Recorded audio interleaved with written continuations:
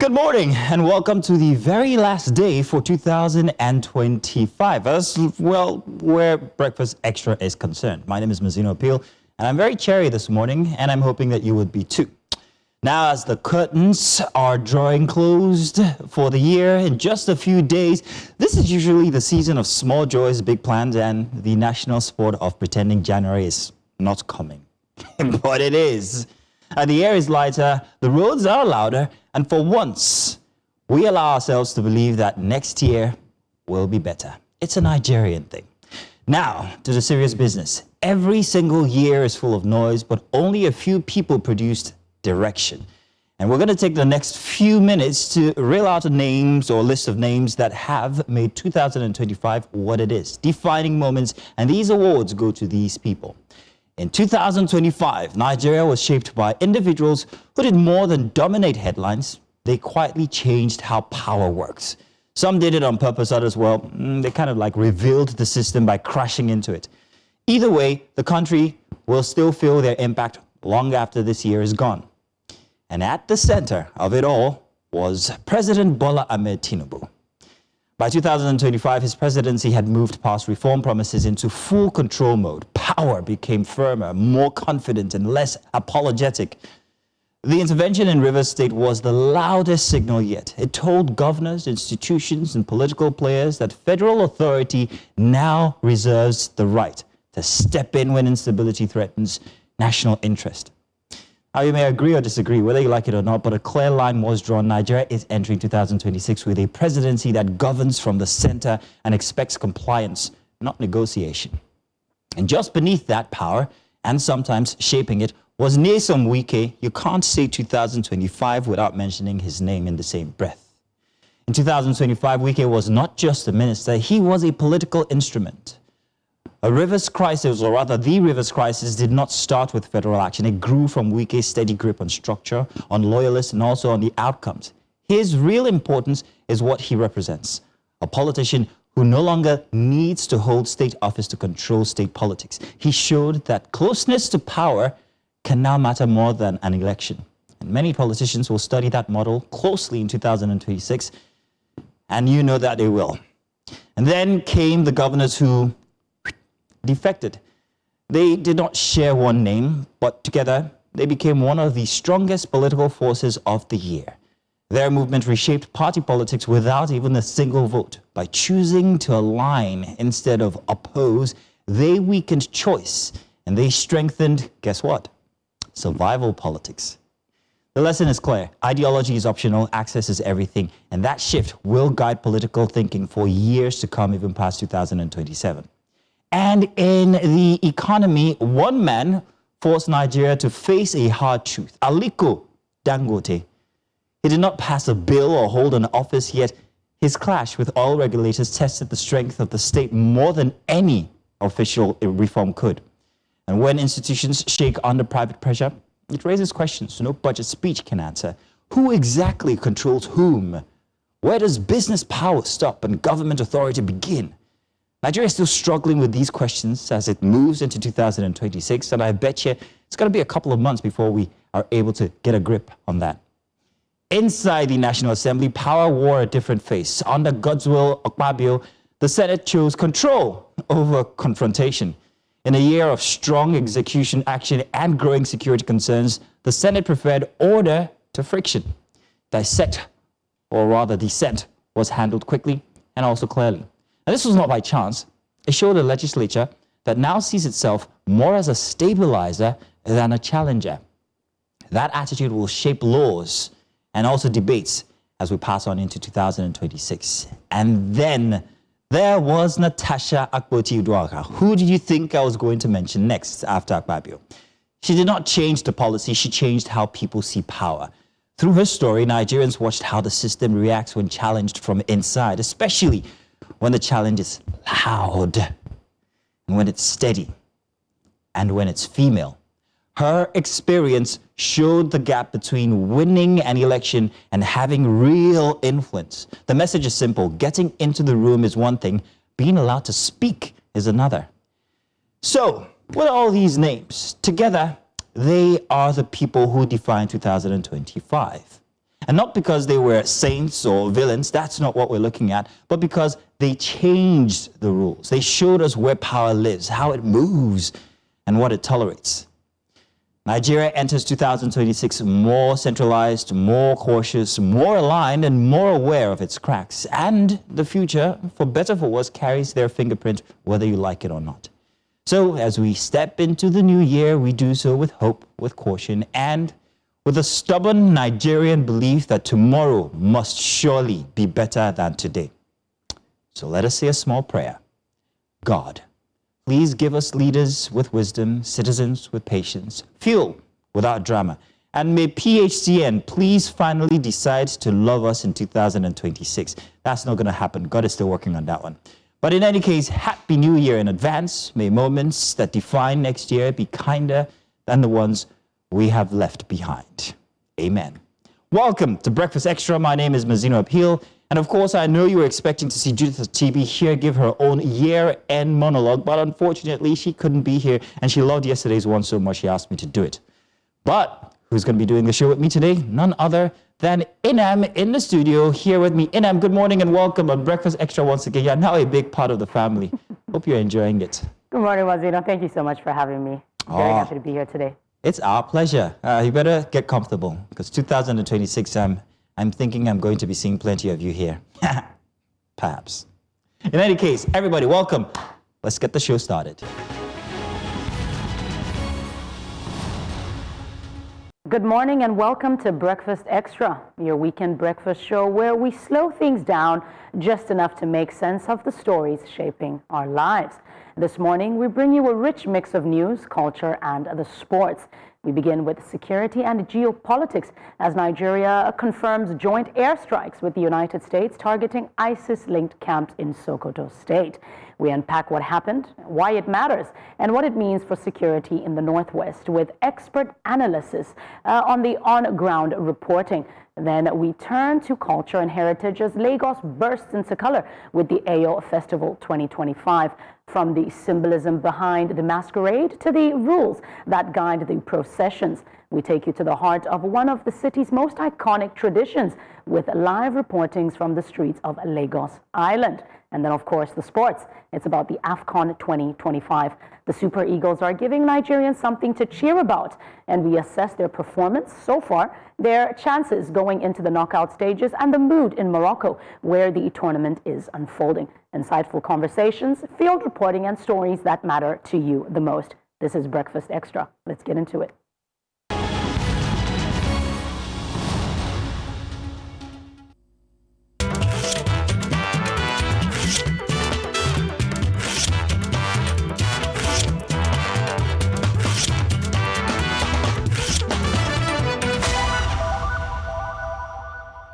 And you're welcome back again. Yes, I'm still standing here. The producers asked me to stay back. Inam is also going to be joining me for the strips this morning as we get started for a Sunday morning on a light note.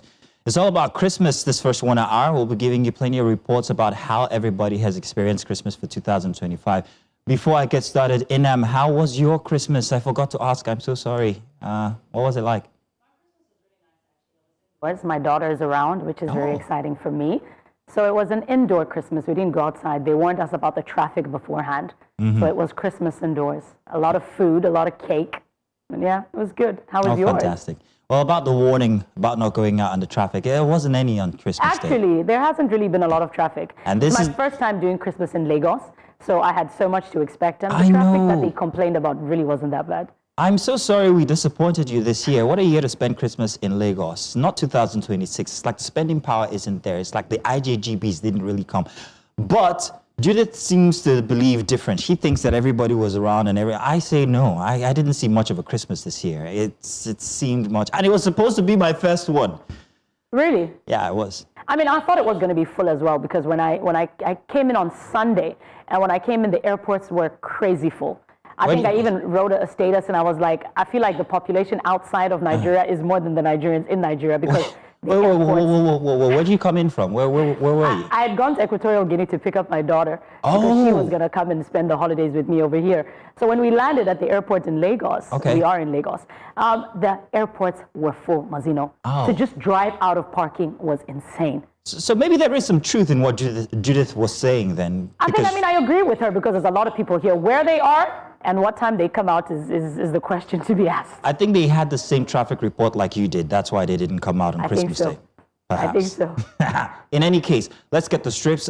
Message to the producers because I can't see my monitor. I'm going to need it if I'm going to be able to do the strips. But let's start with this. Since we're talking Christmas, Inam, this is, well, every year in Nigeria, since you're new here, we have a tradition of giving out hampers. So families would often share hampers, put stuff they think that you need and present them as gifts to their neighbors or work colleagues or customers and all. So it's a very big Nigerian tradition. I don't know if that's how it applies in South Africa, but here we take it very seriously. If I'm not presented with a hamper from you, then our friendship is strained. From then on, we're no longer friends. In any case, not to mention I didn't get one this year. Because of the economy, not because I don't have friends, I bet. But this Business Day, of course, Sokoto once again doing his thing. To Nigerians with renewed hope. Once you see that, you know where that is coming from. It's the slogan for the current presidency, renewed hope. This is what we've heard with all the reforms and everything that's happening. Doesn't seem that way. And this hamper actually kind of like defines that. If you look inside, you'd find ransom biscuits, kidnap powder, one-party state sugar, renewed shege grain. I'll explain shege to you in a minute. Forged Tax Act candy. And what's that now? What's that say? Darkness spray for when there's no power. Of course, you know how bad our power situation is. But renewed shege grain is the product I'd like to emphasize on. Now, when the president says renewed hope, it's been a slogan that he's carried on since from before campaign, during campaign, and after he became the president, talking about Bola Tinubu. And that was what people actually seemed to rely on when it comes to this presidency, renewed hope, thinking things were going to get better. But with what we've seen so far, especially when it comes to the forged tax candy here, these reforms that we're seeing are not people-centric. They instead seem like they're draining the people of what's left in them. Whatever resilience Nigerians came into 2025 with seems to be, it's really tough. And that is the hamper that we're going into 2026 with, as being presented by the presidency. I don't know if you've been here long enough to actually experience these manners of shigi. I don't know. What do you want to tell about this, Inam? I mean, I have been around long enough to experience some of them, but I think, when you come into a country, the first thing that they give you the 411 on what to do and, where to go, where not to go and all of that. So, I mean, certain things I've not been privy to, but power and all of that, definitely been privy to that. But I think in South Africa, we've got load shedding as well. So electricity is a... No, you've got load that's calculated and you're informed. You're told, okay, from so time, there'll be no power. Yes. But here in Nigeria, it's like they just switch it off when they want. Indefinitely, yeah. Like, I mean, yeah, I need the darkness spray. I think from all the things in the hamper, the darkness spray is the I'll one take the darkness spray. Let's move on to our next strip for today, this Sunday morning. Here, let's find out what paper that one's going to be coming from. Like I said, this was from a Business Day newspaper. Daily Trust. Oh, yes, you've got plenty to say about this one now, don't you? Two figures, one representing what might be the U.S. President Donald Trump, and the other one very diminutive. Of course, you can see the insignia there. That must represent the Nigerian president. It's not Mio, it is Bulama. Of course, Bulama is a very interesting artist. We've had him here on the strips before, and when he makes these, trust me, he's making them with very interesting, factors behind them. Let's take a look at last week and the airstrikes that happened inside of Christmas Day. Christmas Day bombings. As Commander-in-Chief of the United States, I ordered a powerful and deadly strike against farmland. I'll come to that. In northwest Nigeria, that has been killing primarily innocent Christians. At the corner there, you'd find the Nigerian president, or who seems to be him. We did it together, don't forget me. Now, let's leave this alone and talk about the real instance that happened. We've had reports from yesterday about these airstrikes and where they might have hit or where they didn't hit. There's so much controversy regarding them because when the president, the US president, got up on his Truth Social to tell about the bombings, he made it a congratulatory Christmas message to the world saying how he has saved Christians in Nigeria. And he made it a very direct message when he said, Merry Christmas to everyone, including the dead terrorists. Now let's leave his manners aside. Let's talk about what that actually portends for Nigeria. The framing of that statement kind of like seemed it was a religious war. People are arguing, not me, but that's what they're arguing. The timing of it on Christmas Day, a day that Christians celebrate, also seems to point in that direction as well. But the narrative from Nigeria is very different. It's just security we're trying to solve here. It's not any Christian, Muslim, or anything like that. And that's the problem. The two very different descriptions to the instance that happened. Whatever partnership this is, we don't even know what kind of a partnership it is. People are asking questions. Who gave the intelligence report for these airstrikes? How many missiles were shot? How many met their targets? What are the casualties? Nothing, once again, in the Nigerian space is being said. We're letting the United States write our narrative. What do you think? Oh, it's such a dicey one. I mean, Trump, I think we already know that he has dubbed himself the savior at this point, because for him to decide as well that on Christmas Day, what we celebrate as the birth of our Lord Jesus Christ, he decides to say it's a Christmas present to Christians.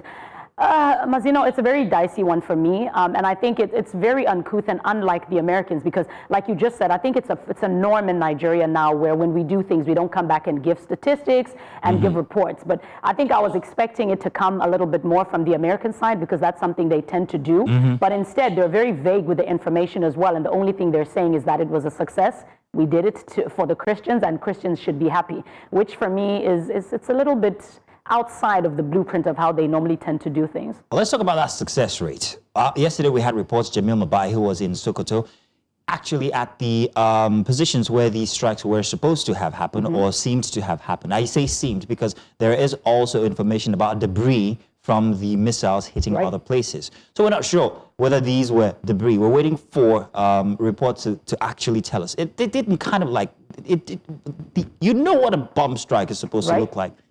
It wasn't that. And then there was one that was not detonated, of which the ordnance group, the ordnance authorities were trying to defuse. And I'm wondering, with whose technology? Nigerian technology defuse an American bomb? That's the thing. I'm not very sure. And I think that's why we've got our president down there saying, well, we did it together. You guys might have shot it, but don't exclude us and make it look like we didn't do anything. At this point, I don't know if he should actually be. I don't think he should be there. I don't think he should be there because, again, Nigeria is saying we did it together, but at no point are you hearing the Americans say Nigeria played a pivotal role in getting the work done. So well, they say the intelligence was Nigerian. And I tell you something about that, the intelligence being Nigerian, that's going to be the subject this week. What's going to happen if these airstrikes miss their mark? It's going to be a case of the Nigerians sabotaged it. Right. I said it. I called it. Put your money on it. Let's move on to our next one for this morning. The strips this morning, we've got quite very interesting ones. Let's talk 2026, the tax reform. You've heard so much about this. Welcome to Nigeria, Inam, because starting 2026, January 1st, everything that you breathe is going to be taxed. Here we see, likely, what might be the Nigerian president stirring a cauldron, and it's got all sorts of things in it, from snakes to scorpions and everything that portends to anything that's evil or bad or, poisonous. And he says, something's cooking. Should we be expecting renewed hope is the question. Many people say no, because from what we've seen and the lack of communication or clear communication about the tax reforms for 2026, not many people are very comfortable with it. There are little informations going about or suggesting to people what to do when it comes to transfers so that these transfers, even from yourself, are not taxed. Because nobody's clear exactly on how it's going to happen. Businesses are not even prepared because their apps or apparatus are not even tuned to what the new reforms would be. And many are asking, perhaps give us a frame of time to get ready for these reforms. But no, there's still plenty of insistence from the authorities that this is going to start in a few days, and we're in panic mode. Anything you'd like to tell? Honestly, no, not really. I think when I saw that, it gave me, when I was growing up, I used to watch the Powerpuff Girls. So if you remember how the Powerpuff Girls were made, they were made in the lab and they were cooked as well. But the difference between the ingredients there, the Powerpuff Girls, the sugar, spice, and everything nice. Yeah. And that, the contradiction right there is sticks and bones and snakes the and opposite of no everything ice. nice. Yeah. So I think, everyone is on edge about it to see what exactly the outcome is going to be when the pot is, complete. When it's finally ready. Yes. When it's ready to go. Nobody actually really knows. Nobody really knows what to expect at this point. I'm wondering if he added some renewed shiggy powder there. All right, guys, let's move on. Oh, by the way, that's Business Day. And of course, once again, that's our great artists. But let's move on to our next strip for today. We've got, I think, if I'm not mistaken, 2 more to go. Let's talk about the tax law, clarified, adjusted, harmonized, approved by National Assembly, final edit by unknown hands. I think we pretty much covered this when we talked about the past script, the fact that we are very unclear on what this is or how it's going to affect us come 2026 with everything, the hardships, the inflation, the dwindling purchase power of citizens. So yeah, it's a very gloomy topic. I don't want to talk about it again. Can we move on to the last one? Do we have a final? Yes. Bam. Still Christmas period, and of course, while you're enjoying here in Lagos, there are other people who might not be, who could take anything for Christmas. Here we see a very interesting, grim picture here of a kid who's pointing to a shadow of a Christmas tree and saying, "Mommy, see it, Christmas tree, it must be Christmas." I would like to think that this is somewhere in the north, because right on the side there you see an armed person who might be an armed bandit. And let's look at that Christmas tree. Inam, do you notice what it's made out of? It's made out of wood. It's made out of, is it guns? It's made AK-47s. It's made out of guns. Yeah, AK-47s, and I'd like to think that that's barbed wire. And you can see the Christmas gifts, what's supposed to be Christmas gifts, are actually ransom bags. This is what Christmas is. The reality for some people, especially in the north here in Nigeria, they're not experiencing Christmas at all. Even in Lagos here. I mean, there's still so much caution when you want to go out and oblate, because you can't just do that without thinking about the security implications. And for those in the north, especially when it comes to children, we've heard this month an increased number of abductions, and most of them have been children. Some have been returned. There's still conflicting reports about how many exactly were kidnapped and how many were returned. And whether the authorities paid ransom or didn't, and if they did, who's bringing the culprits to account? These are informations that are still unanswered, and we're going into 2026 like so. It's not a very good situation. And my heart to everyone who's not enjoying the season because of the hardships, because of the insecurity that they're experiencing here in Nigeria. We hope that this is not the case for 2026, but that's a tall order to ask. I think you have better chances of getting a Long Island without rum than that. In any case, what do you have to tell? Mazino, I think from all the strips that we went through today, when I saw this, I think this is the most painful one for me. Because, when you're growing up and you're saving, they always tell you, just put a bit of money aside for a rainy day. And it's just so unfortunate that in Nigeria, your rainy day is your kidnapping. Your rainy day is, you having to overcompensate for things that are supposed to be accessible easily. And I mean, you can see, if you look at that picture, when we were growing up, we enjoyed Christmas. But you look at that child there and you find a situation where kids are stripped of festivities and celebrations that we really, really, really enjoyed. On Christmas Day, I'm not going to buy you anything because we don't know if anybody might. On Christmas Day, I'm going to keep you safe. That's your gift. Do you understand? And that's not the narrative and the memories that children are supposed to have. It's supposed to be, and you can see the mom tried. I mean, let's build the tree, but let me build the tree with you understanding that this is our reality. So they built it based on the realities that they're facing. And I think it's really, really sad because it goes beyond the picture. It's the reality that the average Nigerian is facing. Yes, indeed. And You're correct. It could be anybody. I can't add anything to that. I think you've just said it all. That's our final strip for today. Would like to say thank you to the producers for all the strips that we get, actually. Collins, Christopher, thank you very much all through the year. You have done an exceptional job picking the very, very ones that actually need discussions. The director is telling me in my ear to thank. No, I'm not thanking you. So tell you what we're going to do this entire hour. Let's focus on the cheer of the period. Let's focus on Christmas and the celebrations, how it applies to different places, your transport, your pocket, sports as well. So let's do that this first 1 hour. We're done with the strips. Thank you very much, viewers, for joining us. And of course, we promise that in 2026, we'll bring you more, maybe even animated. Not animated, I mean in terms of how we tell it. Animated presentations of the strips here for Breakfast Extra. Now, let's talk, you and I, Inam. Come over.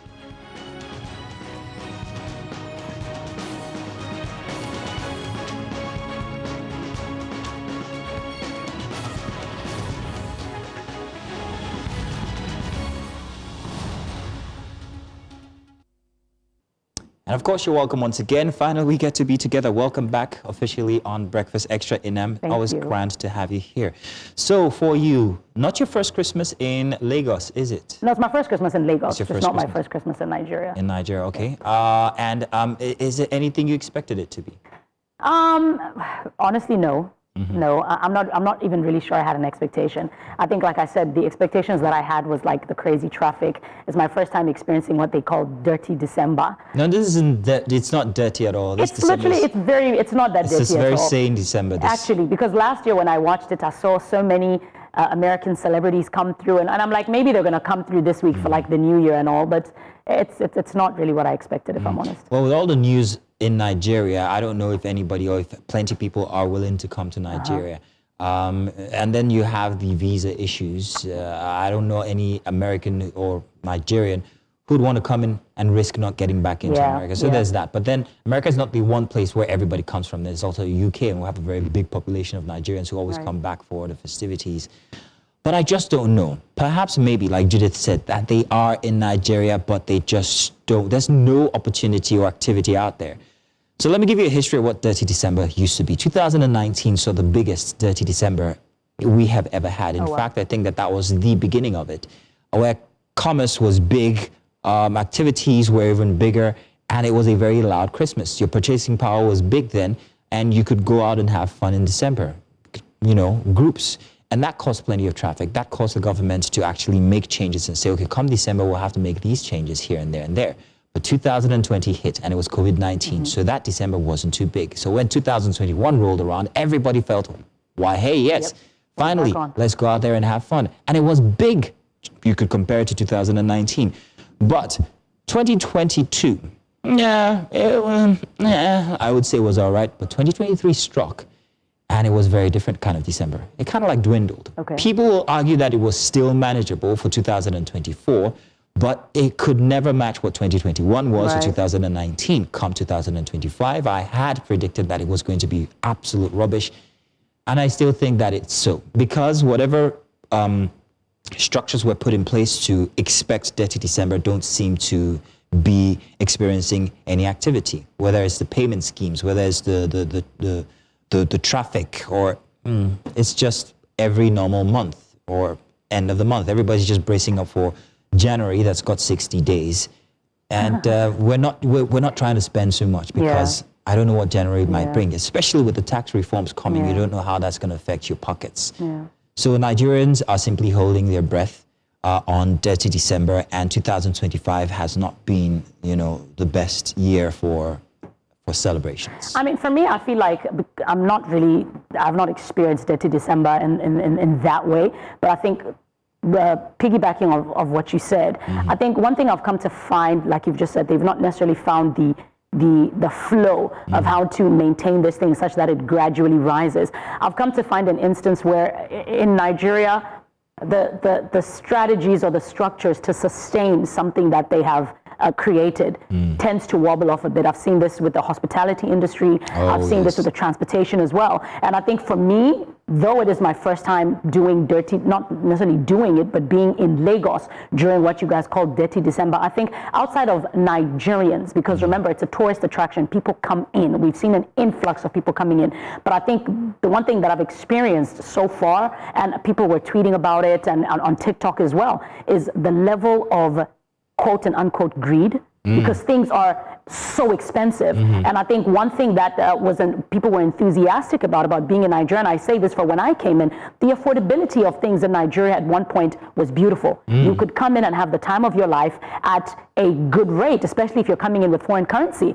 I think the other day, one lady was flying in. She is Nigerian, but she just lives abroad, and she wanted to come and celebrate her birthday in Nigeria. So she is now bringing her foreign friends to come in, and they're like, you know what, we've got a schedule, we're going to go, we're going to get Pilates. And then they check their purses. Not even check the purses though, because if you are a fitness individual, if you're going to go for Pilates on average, at most, you could pay like 25,000 naira for a class. And it was 5 girls. And when they did an inquiry to do that, they were told that it's 2.5 million for 5 girls. What? Exactly. Where? Exactly. Hey, listen, they should come over to my place. I'd arrange them great Pilates. That's what I was saying. We'd run the rugged streets of Lagos together. I'll buy the mats. I'll set up the I'll do everything for you. For half the price. 2.5 million. You go outside, you want to buy milk. Milk that is normally this amount is inflated by crazy amounts, and you're just like, is it because it's December? And I think people don't tend to understand that December is going to pass, and the loyal clients and customer base that you had before everybody came in, you're going to lose that as well, because your prices are just crazy. So I think people, like you said, if you are Nigerian, you're not going to want to overspend, because you know generally in February, March, the prices go back. So why should I put myself in a place where I am overspending and somewhat being extorted, because I want to have a good December? You said something very interesting about tourists. Lagos being a tourist attraction, but the actions of the authorities have been very counterproductive when it comes to tourism. I'll give you an example, and a big example is the Lagos-Calabar Highway. Before this year, we had a very beautiful beach line with what you call it now, facilities that could accommodate thousands of people. That's all gone now. In place of it, we have the new highway, which helps with traffic so far, but it's just you do something here and then you ruin it on the other side. But I think we should go on with the show. Let's still talk about Christmas. Yes. Let's still do Christmas. So it is the Yuletide season, a season that traditionally means joy, family, travel, food, music, and giving. But Christmas 2025 unfolded somewhat differently in Nigeria. Inflation, as we said, remains extremely high. Food prices are still biting. Transport costs have not come down, and for many families, the biggest question this season is not what to celebrate, but what they can afford to celebrate. Yet despite the pressure, Nigerians are still showing up because that is their culture. Markets are busy, churches are full, roads are packed, and the spirit of Christmas somehow is still alive. So this morning on Big Story, we asked, well, a simple but very important question. How are Nigerians really experiencing Christmas in 2025? Is it a celebration as usual or a celebration under pressure? Earlier, our team went out to the streets to hear directly from Nigerians, from you, across different walks of life. And this is what we found out. Christmas, the way it is now, I don't really know, because things are really kind of difficult, depending on back then, while growing up as a child, it wasn't really like this. Although I know that the price of rice is down now, according to what I heard at my working place, but I don't really know about other things. But now I don't, in fact, even at my place of my work, I've not been paid. I don't know about others, but it's not really, I'm not really feeling the vibes. For instance, I'm supposed to be in Benin now because of, we need to pay school fees next month and some other things. We just have to stay by. So a lot of things are not just the way we plan it. Last year's own is better than this year's own, because this year everything costs. I no see money to buy food for my children. We no go travel. Motor money for travel now, almost 60-something thousand. Money bus, night bus 48 or 50. So everything is harder than last year. This year own is worse. I'm happy with God, not with the decision of the Nigeria, but with the faith in Christ. So I'm happy. I can say that normally things really get down this year due to the food stuff. It's really get down this year than last year. But the transportation are very, very expensive. By now, I should be in Abuja. That was actually the initial plan, was to go to Abuja, because that's where my parents are. But the price of things now, everything has skyrocketed. Even to book flights now, you are spending, in fact, double of what you should spend. In terms of feeding, I don't know about others, but feeding, I think, is still fair. I think I personally bought a bag of rice last year, I think about 90-something thousand naira. But as of this year, I think I bought it around 72,000 naira. So, but transportation is always high. I'm not really happy, because what I'm supposed to render to my children as a mother, I'm unable to do it because of cost of things generally in the country. I have 3 children, so I couldn't afford even buying Christmas clothes. I've not even started at all. I couldn't travel because the cost of transportation is very expensive. Our projection was around 20,000 naira. We are hearing is over 40,000 naira now. I have a plan of traveling before, but due to the money and every other thing, I have to call them down. Even if people they use chicken they cook, me I no buy. Chicken now almost 25,000, 30, I no buy. So as you can see, I have my live chicken here. I also have a vegetable oil. and then my rice, of course. To me, I will still celebrate it. It all depends on the one I have. No matter the little one I have, I will share do the Christmas and everything will be fine. Christmas is a time of celebration because it is associated with the birth of Jesus Christ. So we celebrate it with anything we have. It's a time for us to appreciate Jesus Christ. Now you heard it there. Ordinary Nigerians telling you how exactly they spent Christmas or how Christmas has been treating them. I'll say something, however. Now, this year didn't see plenty of people, or did it see plenty of people making the move from urban areas to hinterlands or their rural areas where they come from, their villages, because it's also tradition, especially for a very big group of Nigerians from the East. There's plenty of talk about how transportation affected this movement. First off, if you were on your way to the east or even to Abuja, we had plenty of news of roads being jam-packed and congestion, people spending twice or even 3 times the time that they should spend to get to their villages. And this is something that I don't know if we saw that. Did we see this last year? I'm not too sure if we saw this last year, but this year's one. Massive. It was massive, especially the Lokoja Highway. This leads to the capital. I was actually about to get to that. Because I told you that when I first came to Nigeria, I spent most of my time in Lokoja.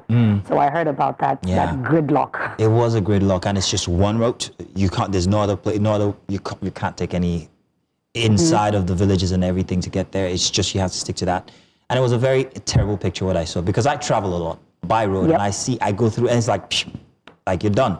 But to spend hours, sometimes 12 hours on the same spot, that's terrible. We had a report actually by Mona Balabobo here on News Central who brought us that, but we won't take that today.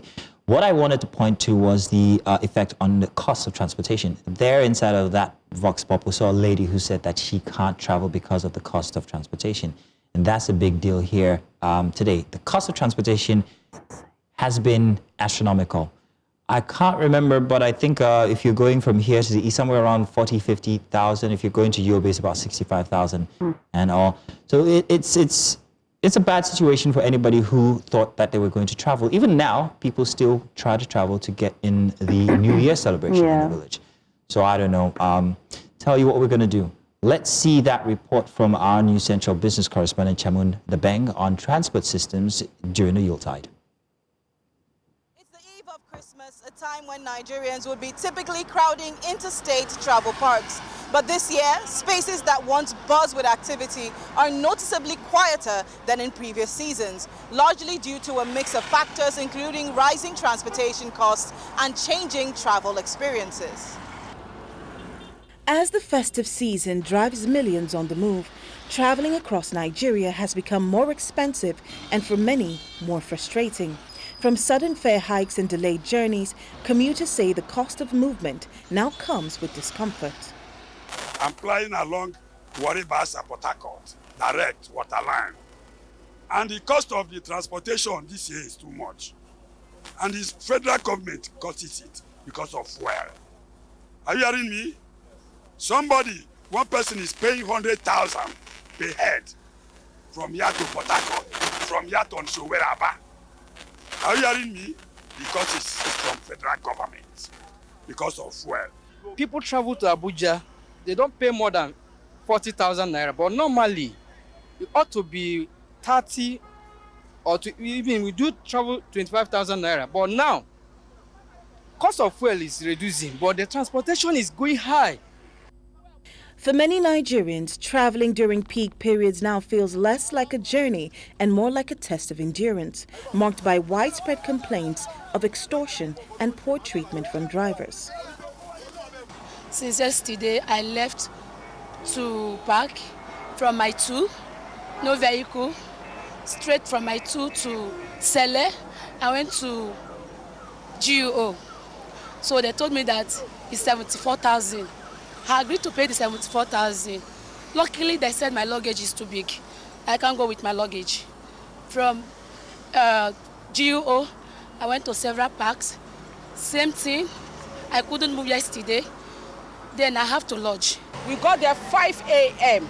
We got there 10 minutes after 5, Abia line precisely. Getting there, they collected our money. Let's go. They kept delaying us till it was 6, 7, and we are like, what's happening? And they said we have to pay for extra luggage. And we weren't carrying any luggage. I and my 3 children, we paid 55,500 naira for a person.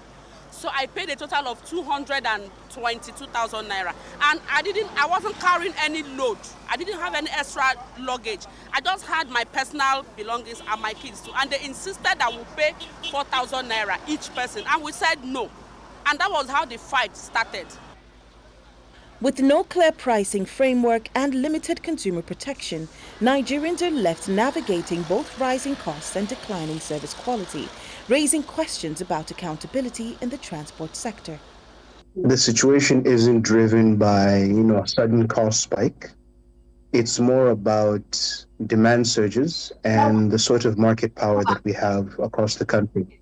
So during festive seasons, and we see this even during school resumption or election periods, the demand for travel rises sharply. So it's really about a pattern where fares respond sharply upward because there's demand, but they don't adjust downward once the peak periods are over. According to Mohammed, despite Nigeria's current economic climb, the high prices are unjustifiable and do not follow market realities. As travel demand remains high, commuters are calling for clearer pricing standards and better oversight to ensure movement across the country is not only accessible but humane. In Lagos, for News Central, Chamun Dabeng. Inam, what did you think about that? Of course, transportation in Nigeria is always tough, but then during the Christmas it's even worse. But is it the same in... Where were you resident in South Africa? I was in Pretoria, the capital. I've not been to Pretoria. Yeah. Is it more expensive than Cape Town? Yes, no, it's not more expensive than Cape Town. Cape Town is crazy expensive. Cape Town is crazy expensive. If you aren't going to do the oblate, don't go to Cape Town. But in it is December. beautiful, though. It's beautiful. Yeah. It's beautiful. All right. Got arrested one time there. Well, not necessarily arrested, but for doing the wrong thing. It's a designated area and you can't flick it outside, anywhere outside of there. But I will explain after. Let's take a quick break while I tell her the details, and we'll be right back.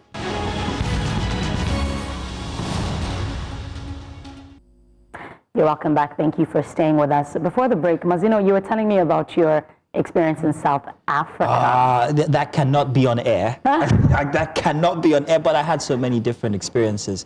But they were all urban, and I had hoped that I could see what the traditional South Africa could be like, but as a tourist, it's very rare that you get those opportunities. I know people are able to venture into the, what do you call them? I don't know what they call them, but I was invited, but I was too scared to go because I had heard about, the different security implications of leaving the tourist areas. And I did do the Table Mountain, however. Okay, yep, that's that beautiful. was good. In other provinces, is it called provinces? Yes. Yeah. Other notable places there, but none of that traditional feel, which is what I would like to experience. So, I think what Bongani did is going to give you a bit of an insight because, like you said, if you really want to get a taste of what happens in December, it's not just so much about Christmas. If you go to places like the Eastern Cape, where I'm from, there's what we call, I forgot the word because I've been in Nigeria for so long, but there are so many things that happen with regards to, they celebrate initiations, they celebrate women coming into womanhood, and I think that's what Bongani did in KwaZulu-Natal. So before I tell you a bit more about it, let's take a look at the package of Bongani Siziba in KwaZulu-Natal, South Africa, at the Ulundi community of KwaZulu-Natal. Let's take a look. Deep in the heart of Ulundi, a community rich in tradition and vibrant culture, Christmas is celebrated in a way that honors their ancestors and preserves their unique heritage. Here, Christmas is not just about gifts, festivity. It's a time to come together through dance, music, and storytelling. The Ulundi community rekindles ancient traditions with lively dances that tell stories of their history, spirit, and unity. Ukuvuka kukaShameni noma ukugidwa kwale ngoma ewuShameni egidwa ngaphansi kwenkosi uMlaba yaqala ukugidwa lapha eminyakeni engaphezulu ka50. Igidwa abantu abanye sithi mkhulu, abanye obaba, abanye abanewethu. Babeyigida ke ngenhloso yokucelebrate iChristmas Day. From the rhythm drum beat to colorful tradition attires, every moment echoes their pride and resilience. These dances are more than just entertainment. They are a sacred expression of identity and and a bridge connecting generations.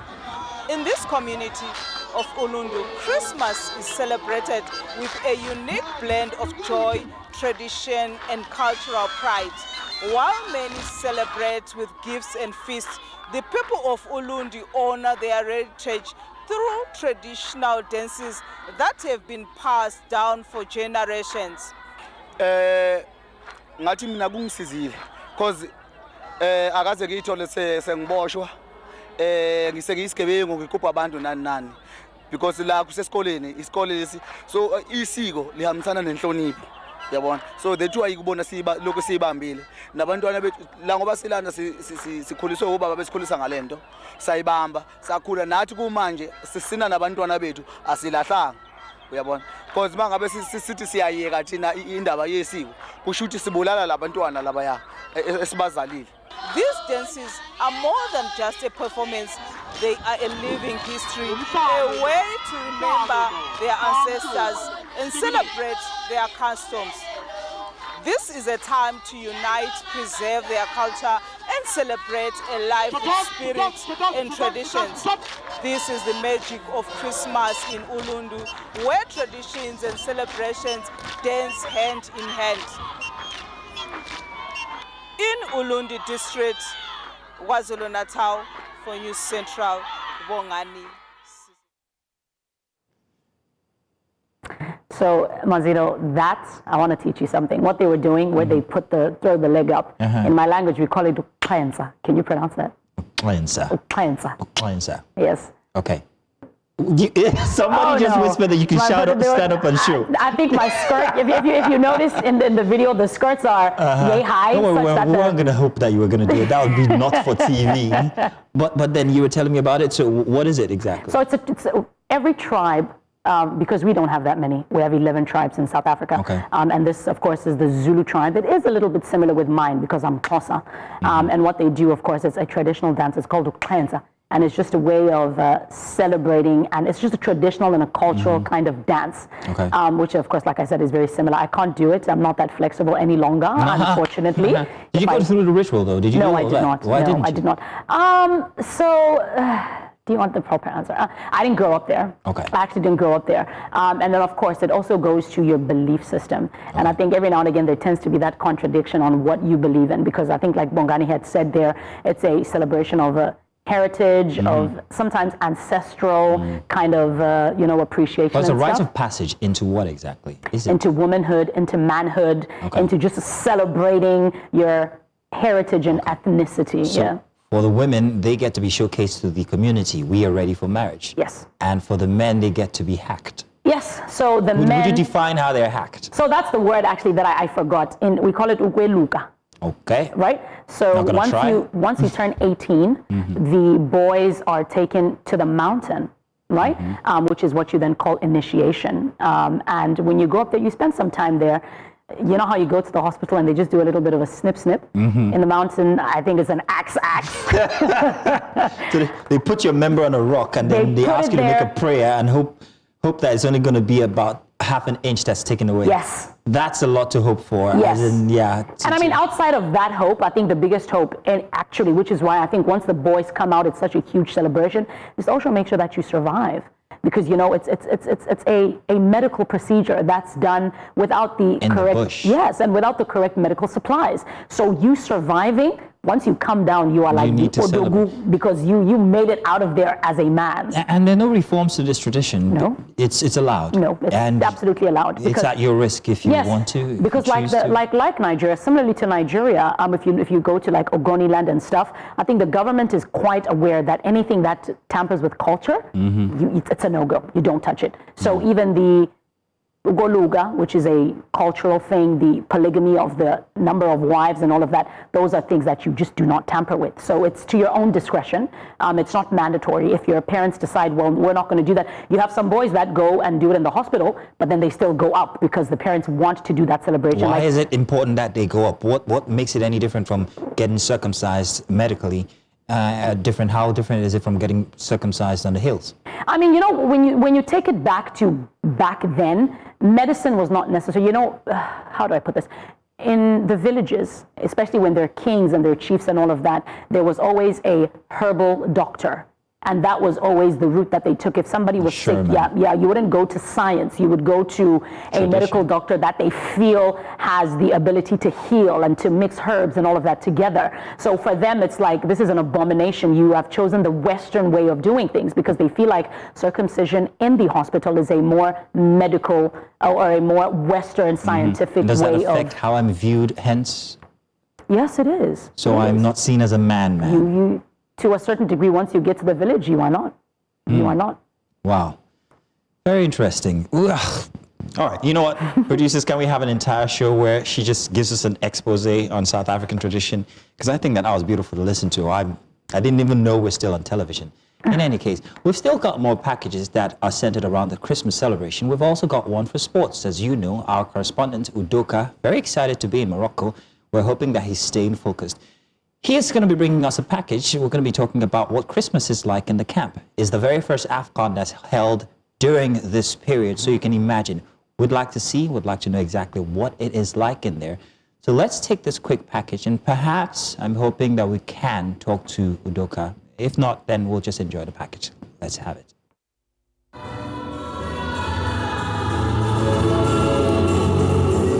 With two of my friends from Uganda, we're struggling.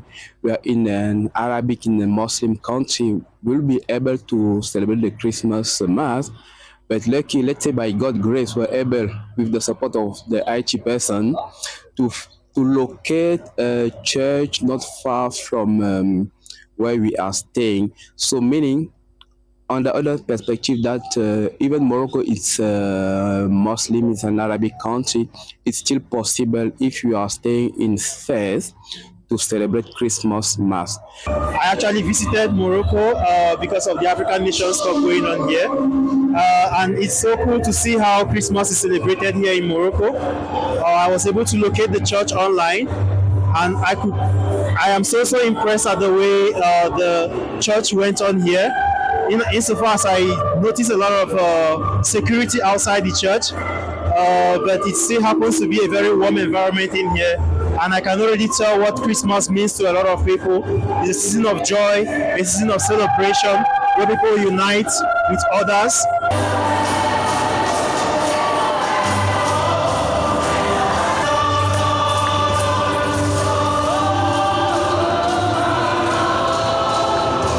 Christmas is a really beautiful celebration because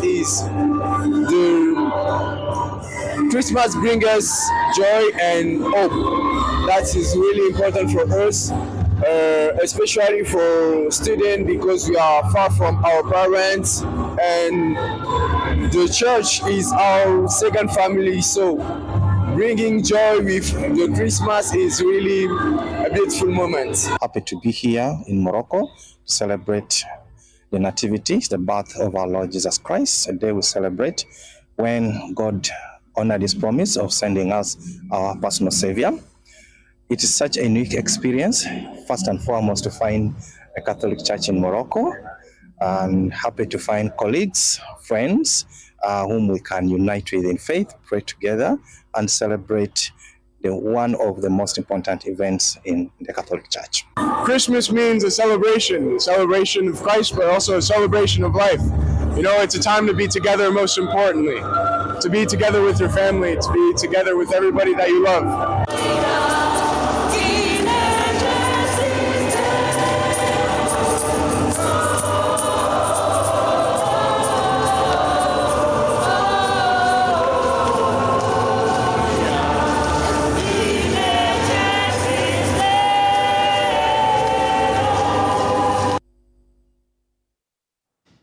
Christmas in Morocco, well, that's what it's like. It's still celebrated even if it has a very large population of Muslims, which is the greater proportion of religion. Oh, did I put that right? Yeah, I think I did. You understand what I'm saying. It's the top of the hour, and we're done with our very first 1 hour here for the final day for Breakfast Extra for 2025. Let's do a break. We've got more coming in the next 2 hours. And you're welcome to our first bulletin for Sunday, 28th. Now we begin with security matters. The United States has resumed intelligence and surveillance operations over Nigeria's Sambisa forest following recent airstrikes targeting ISIS-linked militants in Sokoto state. Flight tracking data on Saturday showed a U.S.-operated aircraft conducting reconnaissance mission over Borno State, a known stronghold of insurgents groups. The aircraft, identified as a modified Gulfstream V, commonly used for intelligence, surveillance and fact-finding, is believed to be monitoring activities of Islamic State West Africa province operating in the northeast and Lake Chad regions. Surveillance flights had paused briefly after the Sokoto strike before restarting. Records indicate the mission began in late November, with aircraft operating out of Ghana, a regional logistics hub for U.S. forces. The renewed operations comes amid heightened security cooperation between Washington and Abuja, and follow warnings of continued military action against militant groups in Nigeria. In the meantime, the African Democratic Congress says the airstrikes carried out by the United States Africa Command in Sokoto State on Friday highlight what it describes as the historic incompetence of the administration of President Bola Tinubu. The United States launched a series of airstrikes on ISIS terrorists in Sokoto in the early hours of Friday. In a statement, ADC National Publicity Secretary Bolaji Abdullahi said the opposition party supports lawful efforts to protect Nigerians, but blamed governance failures for the foreign military operations on Nigerian soil. Abdullahi also warned that permitting external forces to conduct direct military operations in the country is unsustainable and could undermine Nigeria's long-term strategic interests. Meanwhile, no fewer than 7 persons have been confirmed dead following an improvised explosion device explosion along the Magami-Dansudao highway in Maru local government area of Zamfara state. The blast occurred on Saturday near the Yagada community, triggering panic among residents and road users. The resident, or rather a resident, Abubakar Dansado, said the explosion happened in the afternoon and affected a trailer conveying passengers and farm produce, as well as several motorcyclists operating along the route. According to him, 5 passengers in a truck and 4 motorcycle riders were caught in the blast, with one of the injured later dying from sustained injuries. The Zamfara state government confirmed the incident with the senior special assistant to the governor on broadcast media and public affairs, Mustafa Jafaru Kara, stating that the explosion was caused by an IED allegedly planted by fleeing bandits loyal to notorious bandit leader Dogo Gide. Now in Edo State Governor Senator Monday Okpolo has assured Nigerians that the federal government under President Bola Ahmed Tinubu is working closely with security agencies to protect lives and property across the country.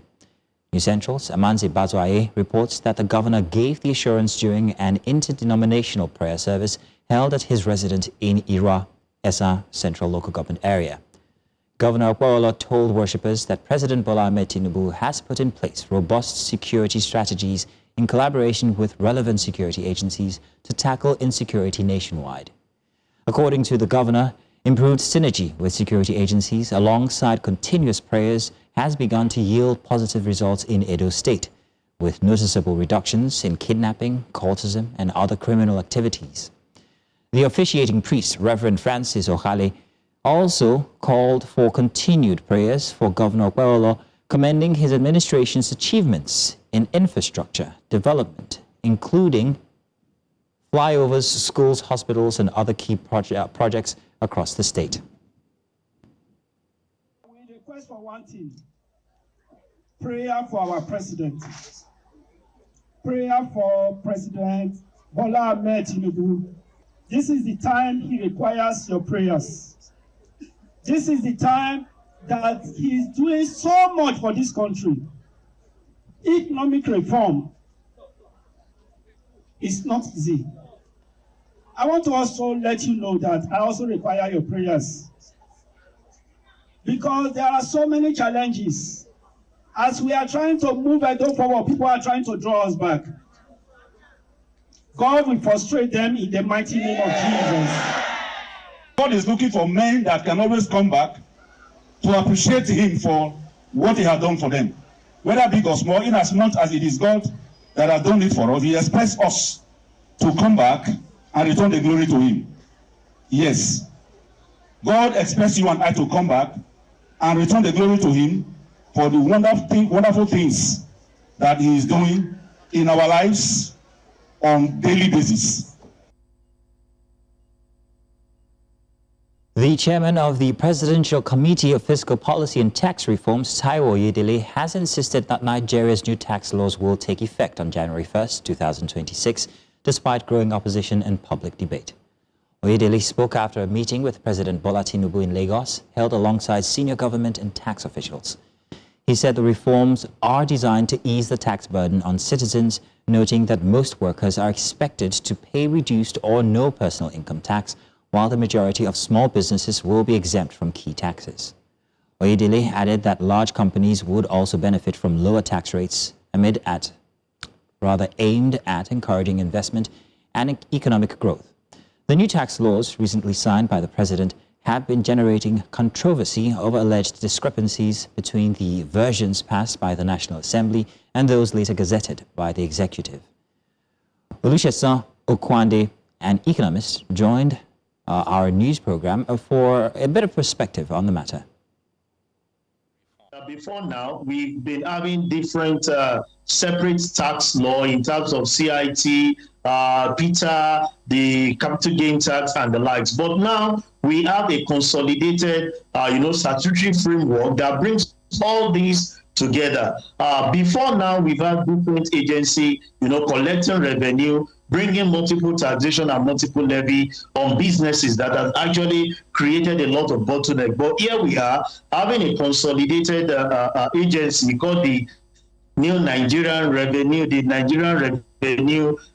Service that will now consolidate every arm of an agency of revenue collection for the government. That's a plus. So if you have duplication, it is one agency we're actually dealing with.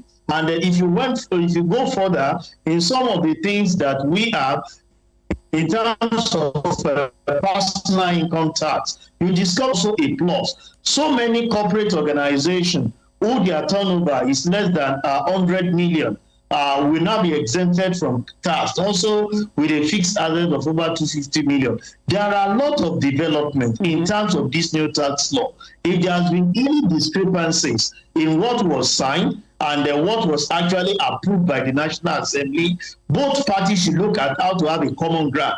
And it is not the citizen that should bear the brunt of some of the gap that we are seeing being experienced within the two arms. When two elephants like this fight, it is the grasses that suffer it. And I think we should not be prepared for that. We should launch into this. It is always a gradual process, which every Nigerian will definitely plug into for the growth and the sustainability of our economy. And I think it's a wake-up call for the government to create the enabling environment for businesses to grow. The more businesses grow, the more we are able to have more people into the tax net. And don't forget, with the new introduction of automation into the processes now, for individual, we are using the NIN as the TID. For corporate organization, the CAC to be used. You discover that a lot of transaction that goes under the carpet can now be integrated with what we'll have access to through the bank system. So I feel that if you allow this to actually go as we speak, knowing fully well that the implementation team will work out how some of these things can actually be corrected. And don't forget, we have the tax omnibus who are to manage whatever conflicts that might arise to this. So it's fully prepared. And I can tell you that if we plug into it as we speak, some of those gray areas that might be conflicting now can be strengthening. What we are concerned about is how to grow our economy, and the government can diversify more into non-oil and see how they can strengthen the environment. When you create the ease of doing business, you grow more people and you have more people captured into the tax net to generate revenue for the government. Right. And that's all the news this hour. We'll be bringing you another one at the top of the hour for 10 o'clock.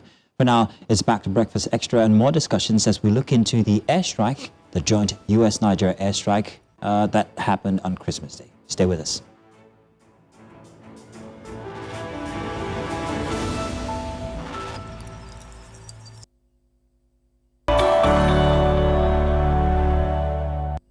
You're welcome back. And now we take you to our big story. In the early hours of this week, residents of part of Sokoto state were jolted awake by the sound of explosions in the sky. Nigeria has now confirmed that many first heard only a rumor, but shockwaves. Joint airstrikes carried out with the United States targeting camps linked to Islamic State, also known as ISIS, operating in Nigeria's northwest. Now, according to Nigerian authorities and the United States Africa Command, the strikes hit at least 2 ISIS-linked camps, described as operational hubs used for planning attacks, training fighters, and coordinating logistics. Officials insist strikes were precise, intelligence-led, and recorded no civilian casualties. But the development has raised serious questions. Questions are, why Sokoto? Why now? What does this mean for Nigeria's sovereignty, its counterterrorism strategy, and also security in the northeast, a region already battling banditry, kidnappings, and insurgent violence? And as the United States signals that more strikes could follow, Nigerians are asking whether this marks a new phase in the war against terrorism or a troubling escalation. Now, this morning on our big story, we break it all down with security expert, and he's joining us now already. Dr. Dennis Amakri is joining us. He's a security analyst, and of course, you know, he's a big friend of the house here. We always like to have him when it has to do with security matters, especially when there's a tinge of geopolitics inside of it. Dr. Amakri, you're welcome. Thank you very much for joining us this morning. Straight ahead, let me go and ask what your stance is on the U.S.-Nigeria airstrikes in Sokoto. What do you think so far? Good morning. It has happened, and of course we have a lot of opinions, flying around. But number one, most importantly, it shows that we had these Nigeria being classified as a country of particular concern, and that particular tag, I think, has been, watered down now, because we can see that the United States itself is having, some kind of cooperation with the Nigerian government. And then, of course, that strike in Sokoto that we had. And, of course, the major problem is we are going to be sharing the problems we have. Our own is bandits and terrorists. And of course, the United States also have one of the most important national interests, which is fighting terrorism wherever it happens in the world. So I think we have the same objective. Now, Doctor, it's been said that ISIS tends to be more affiliated with the North, but taking into consideration that these strikes were done within Nigeria, what does this tell us about the landscape of terrorism in Nigeria and the affiliation with the North? And ISIS, of course, finding expression here. Yeah, okay. I think we need to do some definitions here. We have Boko Haram, which is affiliated to Al-Qaeda. And then, of course, the breakaway faction is called ISWAP. That's in the northeast. And in the northwest, we have Lakurawas. And of course, Lakurawa are the people who migrated into Nigeria from the Sahel. In fact, their original name is ISSP, which is Islamic State in the Sahel province, and they are called Lakurawas. Now, the Lakurawas, they are jihadists, actually, and they've chosen to be around Sokoto because they believe strongly in the 19th century ideology of Uthman and Fodio.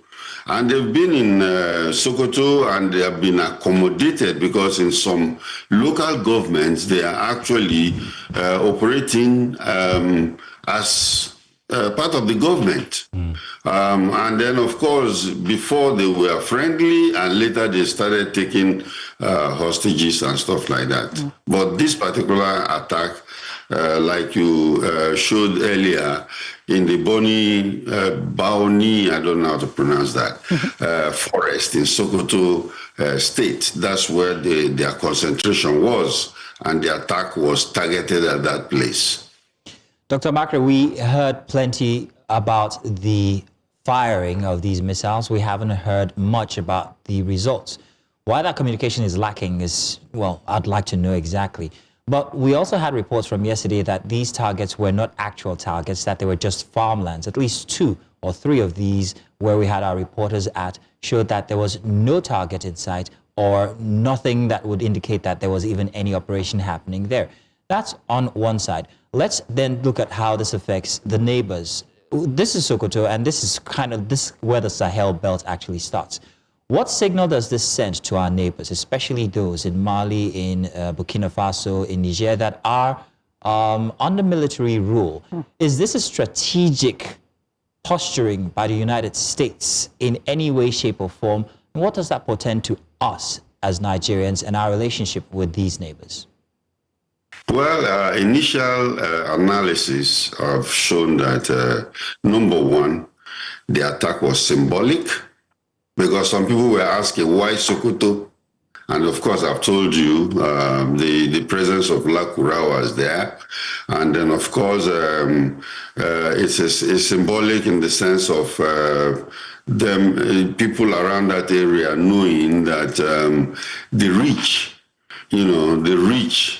of the United States can get to anybody. It doesn't matter where you are. And then, of course, some people say that the attack was, it didn't hit its target. It did, because the target was the Boni Forest, where a lot of the terrorists were hiding or living. So they are still doing a damage assessment. And after the battle damage assessment with the United States, AFCON, and the Nigerian government, then we'll know actually exactly how many people, were involved, how many casualties that we have. And of course, the other areas of Tangasa and Jabo, there might be fallout there, but thank God, no civilian casualties. But we should also know that some of these guys were using human shield. They were using the people as human shield. The attacks, the strikes were very, very precise, and they are not just shot to destroy civilian population. Now, Dr. Makre, I wanted to take you on something that you said from earlier regarding the Lakurawas and how they operate. You mentioned human shield, and this is exactly what we have come to know about how they operate in these states, that they actually embed themselves into communities, even sometimes serving as governance there. So a strike on the Lakurawas would often mean that you would have civilian casualties. Doesn't this worry the Nigerian government or the US itself? If there are hubs inside of the forest, well, then that makes a bit of sense. But I'd like you to talk about that, and still about the relationship between Nigeria and the Sahel nations with these airstrikes happening so close to their door mouths. Okay. Well, the thing is that in situations like this, you can have collateral damages. You cannot avoid that, because no matter how precise the attack the strike will be, these guys have gathered, human shield around themselves. Remember, immediately President Trump of the United States announced that there is going to be a strike in Nigeria. What did they do? They went and started kidnapping school children. We didn't have this before. But suddenly, after that announcement, they went to Papiri, they went to other places and gathered, school children that they surrounded themselves with. Because the idea is that, okay, if you want to hit me, come and hit me, and then we'll use these people. But the Bona Forest is their base. That's where they do all their things, and even when they kidnap people, they take it into that forest. But some of them are also spread out in the local governments. So I think there is a lot of intelligence work there to make sure that civilian casualties are strongly minimized. Dr. Amakri, I'd like to ask, for my own benefit, President Donald Trump mentioned that according to them, this was a success, and I think I heard you echo it a little bit as well to say the targets were met and it was a success. My question for you, for someone like myself, who's watching in Nigeria, how would we measure success in this instance? What do we say success is? Because like you said, we have yet to be given information on the number of casualties, so we don't know what was hit, how many were hit. And I mean, echoing on what Mazino said as well, was this a hit that wanted to rattle the terrorists, or I'm trying to understand what we measure as success in this regard. Can you just break that down for me? Yes, success can be measured in different ways. The first apparent one is, following the battle damage assessment, where the target was, hit, and that is in the forest. That one was hit. So that is a success. Number two, it is also giving a situation of deterrence. For other, what do they call them? Terrorists, either in Nigeria or outside. And then, of course, like I said earlier, the Sokoto is very, very unique. The reason for Sokoto, because if you look at the map over there, you'll find out that where do they come in? They come in from the Sahel, Niger Republic, and then, of course, Benin Republic. That axis right there is very, very important. And then, of course, hitting that area sends the message to everybody, that we can reach you. And, of course, for even the supporters, and that is very, very important. The supporters who have been shielding them, this is a strong message. And you can see that the reactions that are coming out, from that area, you hear some reactions saying that, oh, why Sokoto? Sokoto is quiet, and, but that is not true. We've had this problem for 16 years, and then we've not been able to do it. Somebody has come to help us do it, and then, of course, people are complaining. I think that's misplaced.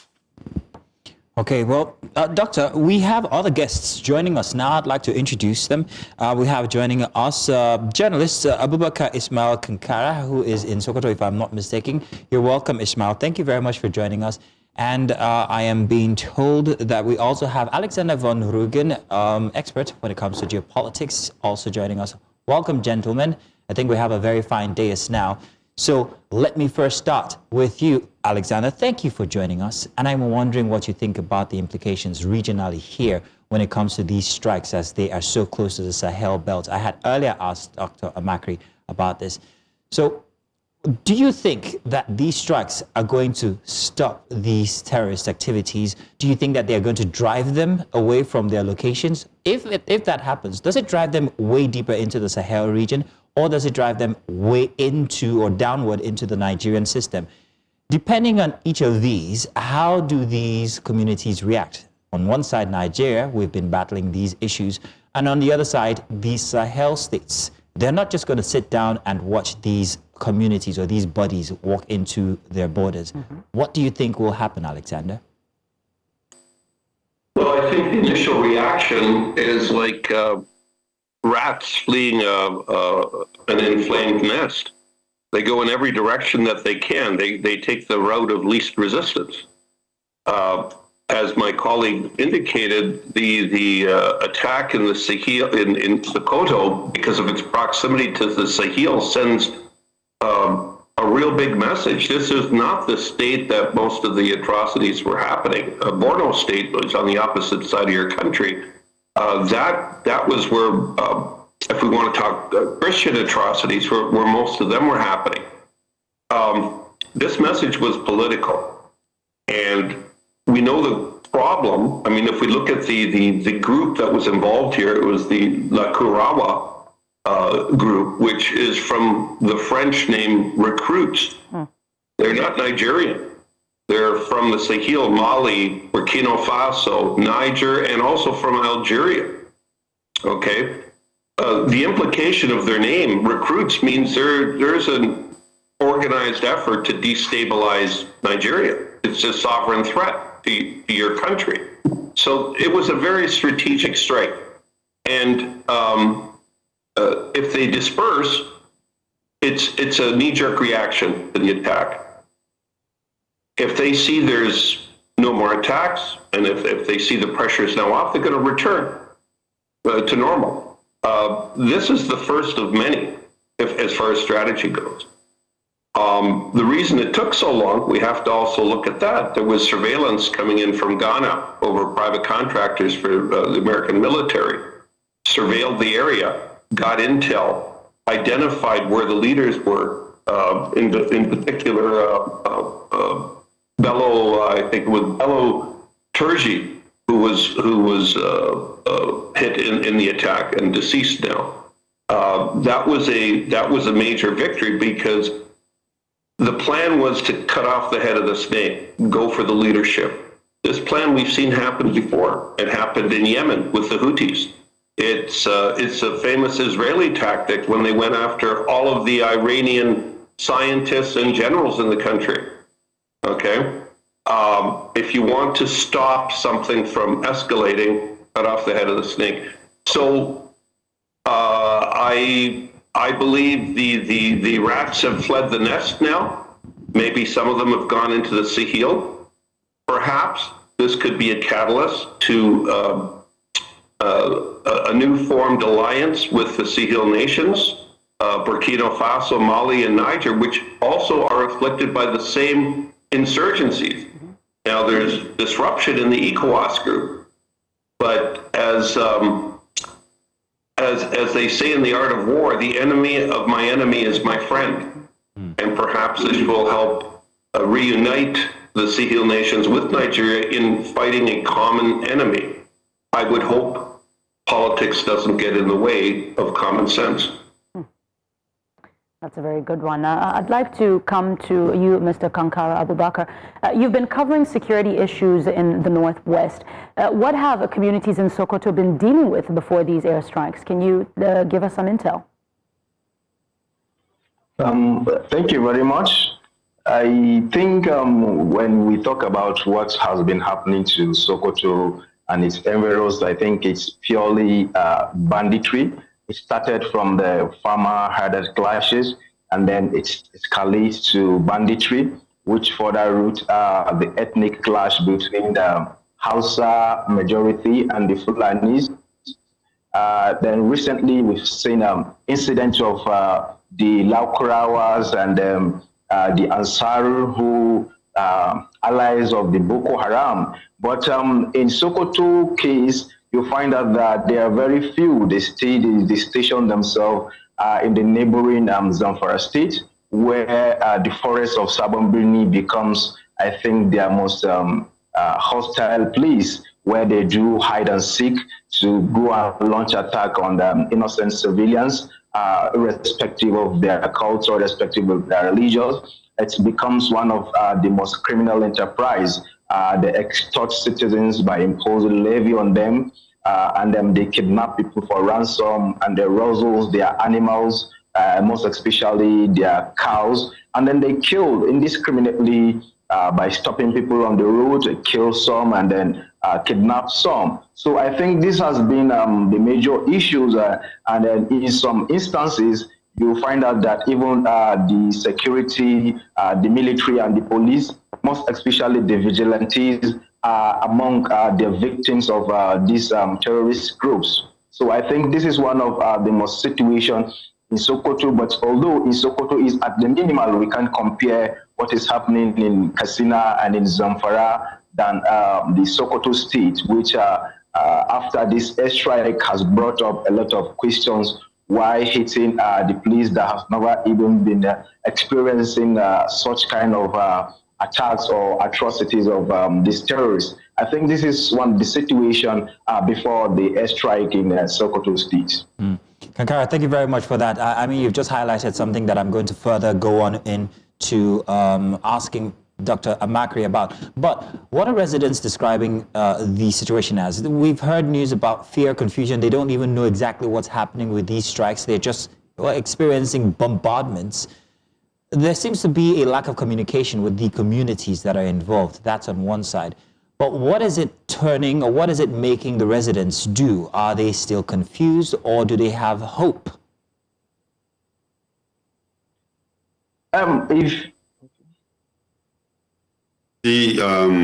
Just a second, Doctor.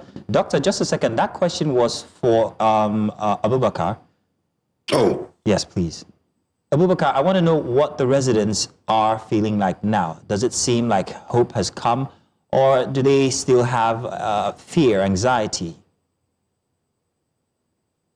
Actually, the residents, not only people from Sokoto State, I can tell you the whole majority, or let me call them the whole Hausa and the Fulani settlers in the northern Nigeria, are now scared of fear of the unknown, because what they see, because from the comment of Donald Trump, who sees to say he is going to rescue Christians, lots of people have question and doubt. Is he truly coming to salvage the Christian, or is he coming to attack the Muslim? But what is important is we know this airstrike may target the terrorists, which is a welcome development, but the communities, because I have visited this community and I've seen how a lot of them have started packing their loot, meaning they will also be victims of illegal, they will also be victims of displacement. So such kind of things have actually imposed fears on residents. On the other hand, the bandits are coming to kill, and the airstrike is also coming. Who knows where is the next location? Because if you check, this is just few miles away from their homes, which is very disastrous, which has exposed fear on them. I have witnessed, in fact, some of them, when I visited the community, have begged me if I can help to accommodate some of their children outskirts the town, because they were thinking their life is gone, because this is not normal. This is all like what it has happened, because some of them thought it was an even air crash. When they rushed to the scene, they found out that it was explosive devices. And in fact, what even prompted more question is how the place is been cleared. All some of the scavengers pick up some of the remnants of the bomb, and the military as well took some, as alleged by the resident. So why is the government hiding things, and why is the government not informing them? Is also an alarming, which I think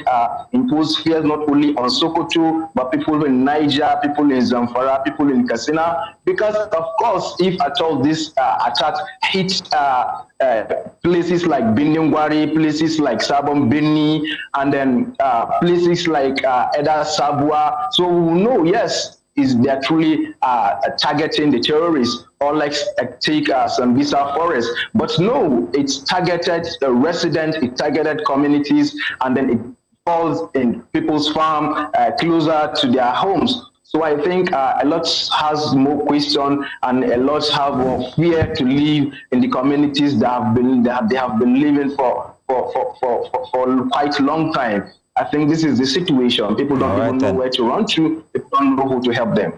Alexander, I'd like to come to you, especially because of the last statement that you made about politics not clouding our wisdom or ability to reason. I think it's quite a no-brainer that when Donald Trump, or President Donald Trump rather, made the decision to go ahead and execute the airstrikes, one would say that there was a clear message that was being sent outside of it being a Christmas present. It would look like a clear message was sent. And the reason why I'm bringing this question to you is because you strike me as someone that is very big on partnerships in Africa, and you made mention of that right now. But my question is, what does a partnership look like with the Sahel region, taking into consideration that many of the countries that the Sahel, I'll include Mali, Burkina Faso, seem to be breaking away from the countries that Nigeria looks like they are partnering with. Example, this is France and as well as the United States. It isn't really breaking away from the States. The Americans had one base in Niger, and it was a drone base. Americans are not colonialists as far as Africa is concerned. The French have a very tattered history in Africa and globally as colonialists. And rather than bash them, I mean, objectively, they've got a very poor history. The CFA franc takes advantage of African countries. Burkina Faso, Mali, and Niger and Chad have all moved away from the French connection, so to speak.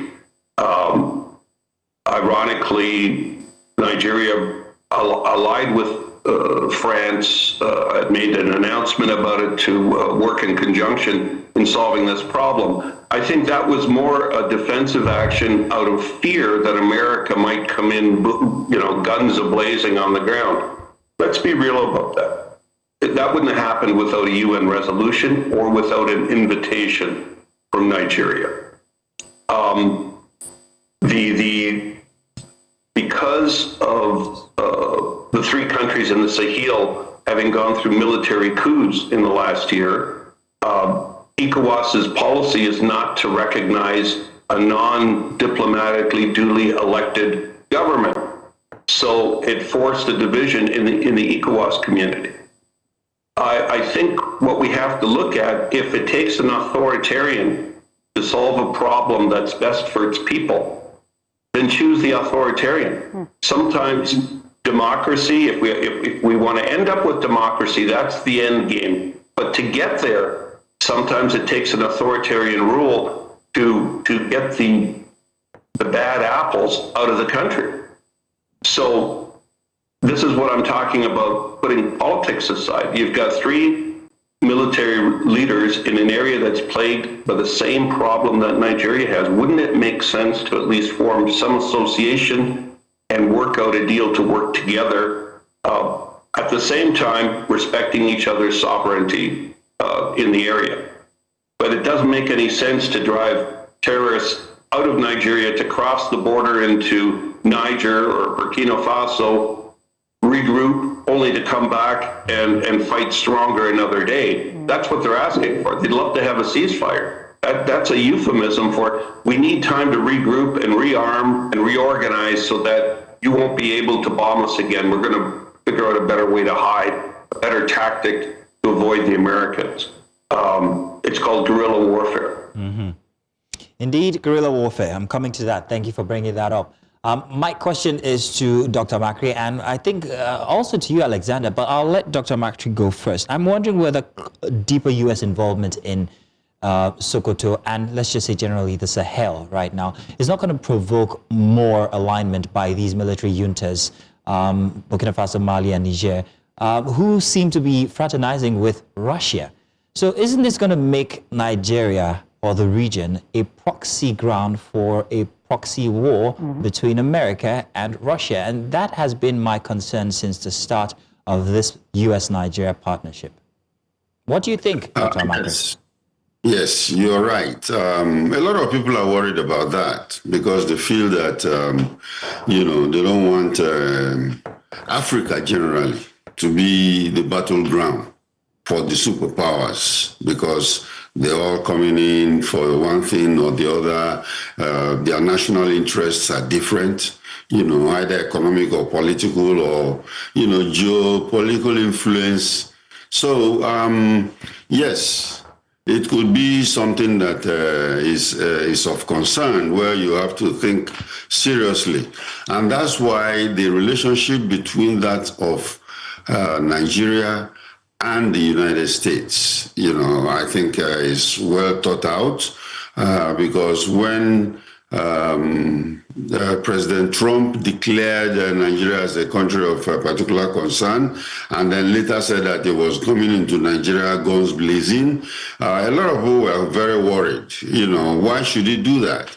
Nigeria is a sovereign country and he can't do that. And of course, the government moved very fast, where they pushed back on that narrative, and then of course moved to Washington with a delegation, and then of course talked to the right people, came back, and then of course the United States reciprocated by sending another delegation to Nigeria where, they all agreed. And of course they saw a common ground, and that common ground was how to attack the terrorists. And of course, like I mentioned earlier, one of the major national interests of the United States is fighting terrorism wherever in the world where it happens. So they were interested. And then, of course, you saw what happened with the ISR flights. And then, of course, the recent strike in Sokoto state.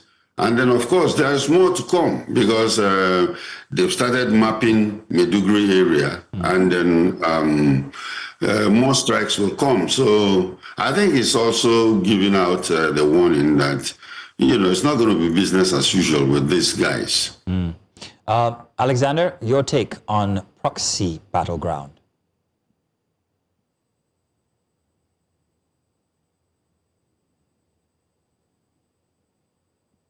It doesn't like the fact that Russia is currently assisting in the Sahel, but keep in mind they're not doing so well. In Mali, they've taken a lot of casualties.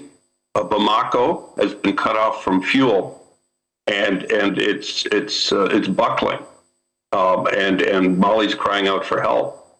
The Russians came in, but they don't bring in the resources that America does.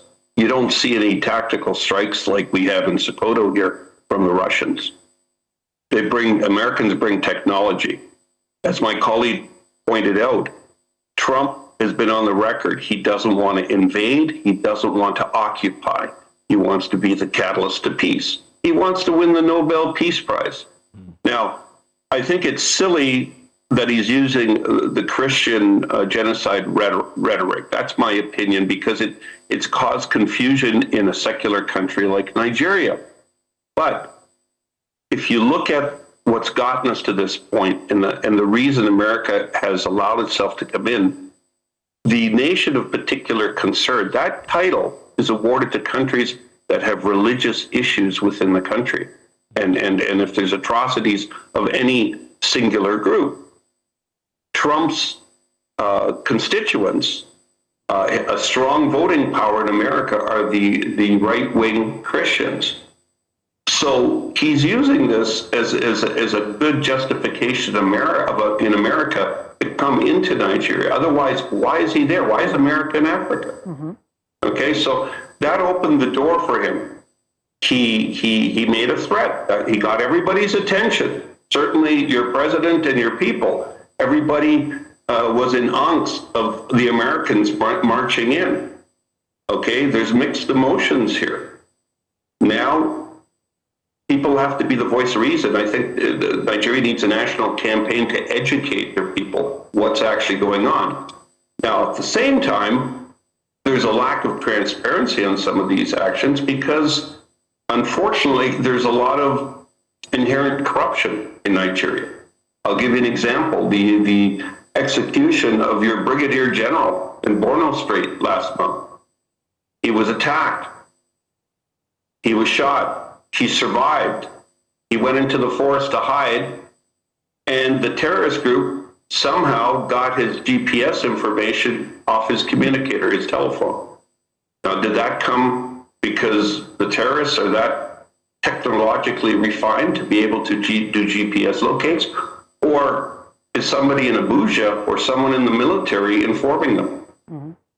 I mean, that truth will hopefully surface, but we don't hear too much about what happened to the assassination of a brigadier general in Nigeria. That must have been very humiliating for the military and actually would have destroyed a lot of morale, high-ranking officials.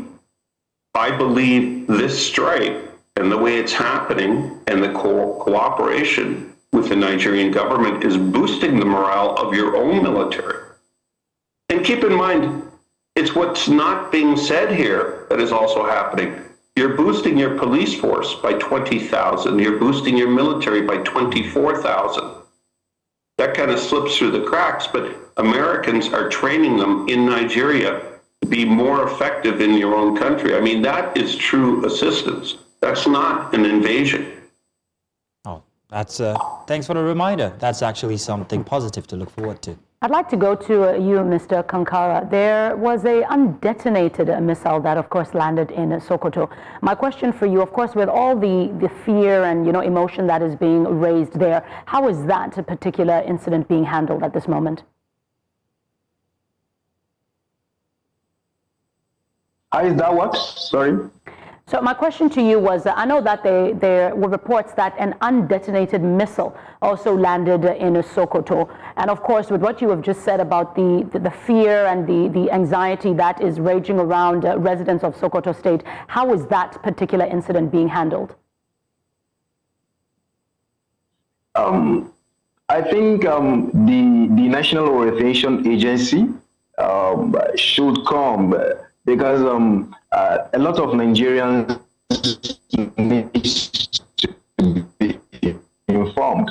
It's only when they are informed they stop hiding information and stop acting like they know everything. They should consult the locals. They should actually make points and clarifications to yes, this is not a pure attack or clear attack on particular people. Is attacks to eliminate the terrorists and to stabilize or to bring peace in the country. So I think what is most important is the government should engage the locals, such like both the traditional and religious institutions, so that to make the wider awareness on issues on ground, on the importance of locals collaborations, the importance of giving out, feeding the government and the other security agencies the right information to know exactly where to attack and then to know when to end these menace that has been consuming people's and their lives and their properties as well. So I think the government is responsible to make some clarifications to citizens so that the fears will go down and then normalcy will return while the terrorists are being attacked. All right, thank you, Kankara. Final question, Dr. Makri, it's going to come to you. 16 missiles were fired off the coast of Guinea. We've only heard particularly about 3. Out of those 3, one of them was undetonated. In these kinds of cases, especially when it has to do with American technology, what happens? Does Nigeria have the technology to keep that missile undetonated or at least diffuse it? Tell us exactly what happens in when these kinds of matters happen. You said 16, of course. 16, missiles, precision missiles were fired and conveyed by MQ-9 Reaper. That's a Reaper drone, which is a Predator drone, and then, of course, some Tomahawks were even fired besides the 16, But remember, we said it's right in the burning forest. That was the target that, this happened. The ones that you saw were just wild ones, like the 3 that you saw. Now, taking off from what Kankara was just saying, it is very, very heartbreaking that there's a distance between the Nigerian government and the people. A strong distance, because when things like this happen, we need to get the government to be very, very close, very, very Nigerian government. It is a collaboration. When the Americans are doing their own, we also should do our own, because we need to come very close to the people. And then, of course, inform them, allay their fears, You know, a lot of public communication is required here. But you stay away, and then, of course, the people don't know what is happening, and then, of course, people start building stories and social media, and, of course, people start manufacturing stories. So to control this properly, I think for this one, let's take it as a learning curve. And then after this, when they are going to somewhere else, which they will, we will expect that the Ministry of Information or the defense people or police, because when they are doing the war damage assessment, these people have to move in physically to go and, you know, see what happened on the ground. And they should be very, very close in, you know, telling the people what's going on. Dr. Dennis Amakri, we want to say thank you very much for joining this dais and having this conversation. It's been almost the entire hour, and I think that we have been able to, well, make some clarity on what the situation is. Also, thank you very much, Kankara Abubakar, who is in Sokoto State there. We enjoy your coverage of the incidents and will continue to come to you for more on that. And Alexander Van Rugen, thanks for your geopolitical contributions on this conversation. We always love having you here now, don't we? Gentlemen, thank you. We're going to say to the viewers, do stay tuned because we have the news coming up in just a bit and one more hour left in 2025 for Breakfast Extra. We'll be back.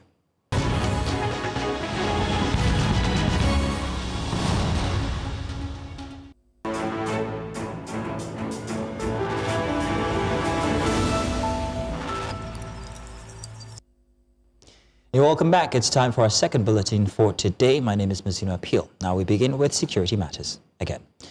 The United States has resumed intelligence and surveillance operations over Nigeria's Sambisa forest following recent airstrikes targeting ISIS-linked militants in Sokoto State. Flight tracking data on Saturday showed a U.S.-operated aircraft conducting reconnaissance missions over Borno State, a known stronghold of insurgents groups. The aircraft, identified as a modified Gulfstream V, commonly used for intelligence surveillance and fact-finding, is believed to be monitoring activities of the Islamic State West Africa province operating in the northeast and Lake Chad region. Surveillance flights had paused briefly after the Sokoto strikes before restarting. Records indicate the mission began in late November, with aircraft operating out of Ghana, a regional logistics hub for U.S. forces. The renewed operations come amid heightened security cooperation between Washington and Abuja and followed warnings of continued military action against militant groups in Nigeria. In the meantime, the African Democratic Congress says the airstrikes carried out by the United States Africa Command in Sokoto State on Friday highlight what it describes as the historic incompetence of the administration of the Bola Ahmed Tinubu. The United States launched a series of airstrikes on ISIS terrorists in Sokoto in the early hours of Friday. In a statement, ADC National Publicity Secretary Bolaji Abdullahi said the opposition party supports lawful efforts to protect Nigerians, but blamed governance failures for the foreign military operations on Nigerian soil. Abdullahi also warned that permitting external forces to conduct direct military operations in the country is unsustainable and could undermine Nigeria's long-term strategic interests. And earlier, we were joined by security consultant Dixon Osagie, who gave us some extensive insight into the complications of America's kinetic intervention against terrorists in Nigeria and what Nigerians should expect in the long term. Take a look. As time progresses, it metamorphosed into economic terrorism, whereby these guys started kidnapping Nigerians for ransom, and as well, going off their foundation or their objective. Every organization has its mission and vision. And if anyone comes on air and says that the objective of Boko Haram is not to Islamize Nigeria, I don't know if they are the spokesperson or if that person is the spokesperson for Boko Haram. But I strongly believe that Donald Trump himself have carried out an assessment of the killings in Nigerians. It's still a lot of killings going on, but he's particularly concerned about the killings of Christians, maybe because that is his own faith. But as a country, let's just get it right. We need to wipe these guys out because they are killing both Christians and also they are killing Muslims. But this killing must stop if we want to have a great country, Nigeria. And it's right time for the Supreme Muslim Council and the Christian Association of Nigeria to start talking to ensure that the killings of any Nigerians, be it a Christian or a Muslim, by any religious group, be it a radicalized Islamic group, must stop. And this time is right now for us to talk about it and stop this nonsense of bedeviling our country. So we have Americans on our side, sending precision missiles to the enemy's den. We never expected this. It's so disturbing. And the Nigerian Army, Nigerian Navy, Nigerian Air Force have the capability, but they'd be so political about this. So the Americans are on ground, and I'm telling you that they will not be political about this. They will wipe these guys from our territorial space as soon as possible. As we speak right now, Nigeria is the most discussed country in the world negatively. All over the media yesterday and the day before yesterday, all over the world, Nigeria has been discussed. Why have we been discussed? Because we've gambled with the spirit of insecurity so badly, and that is why the global space are not happy with what is happening. Some are for, and some are against the decision of Trump. And those that are for his decision, they are happy. Those that are against his decision, they are not happy. It is what it is, because whatever the case may be, if you stand on any given side, you must face some backlash, either from the positive or negative side.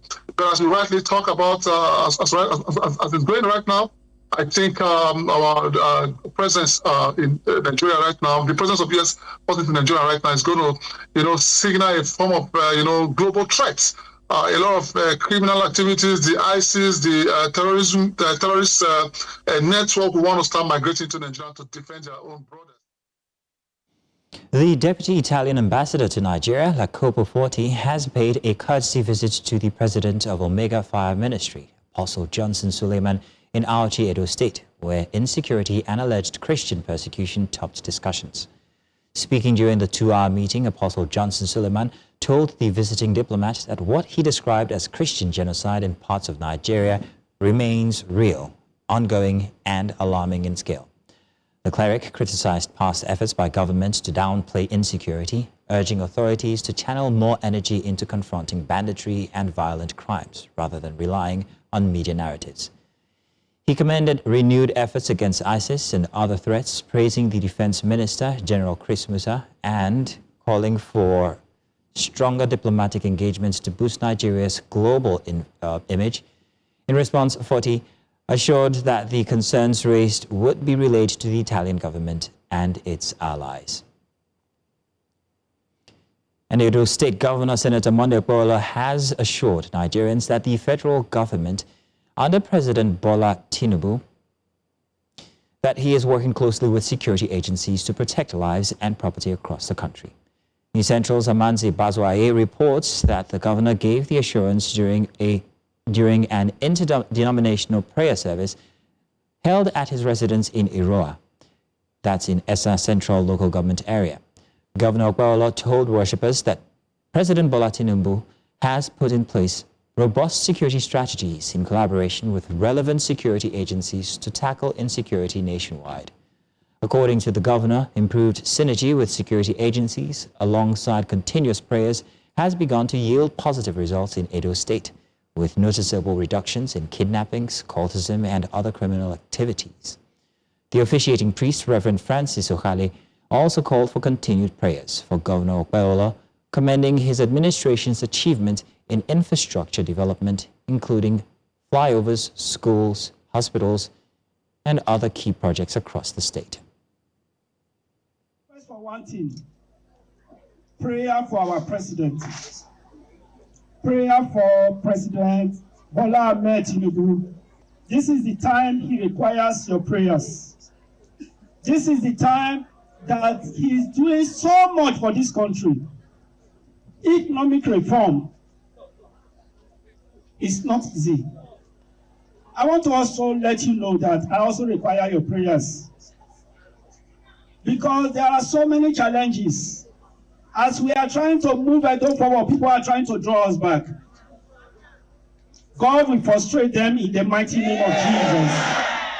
God is looking for men that can always come back to appreciate him for what he has done for them, whether big or small. In as much as it is God that has done it for us, he expects us to come back and return the glory to him. Yes, God expects you and I to come back and return the glory to him for the wonderful things that he is doing in our lives on daily basis. And that's all for our second bulletin for today here inside of Breakfast Extra. Do stay tuned because we have an extra special coming your way all the way from the AFCON, where we have our correspondent, and that's Udoka. He'll be joining us perhaps inside of the next hour. Do stay tuned.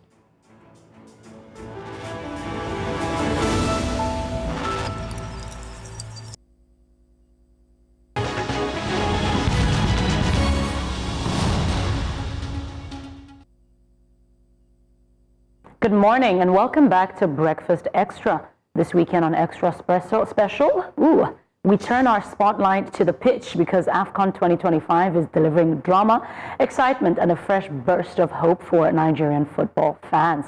Our Super Eagles, and I say ours too, even though I'm sort of Bafana, our Super Eagles have been flying high in Morocco, opening their 2025 Africa Cup of Nations campaign with a solid performance and big moments that are keeping fans talking back home and across the continent.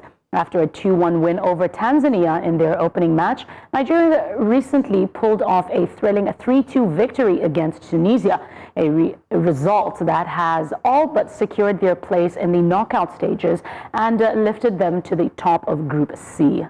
Now, let's reflect on what these results mean for the Super Eagles' ambitions and their journey toward the later stage of the tournament.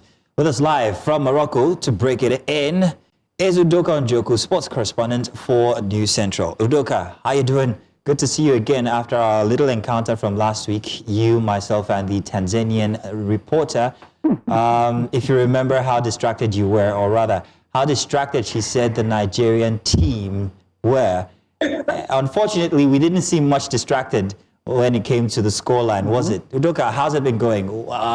Tell us, what was the outcome after that score, after that match?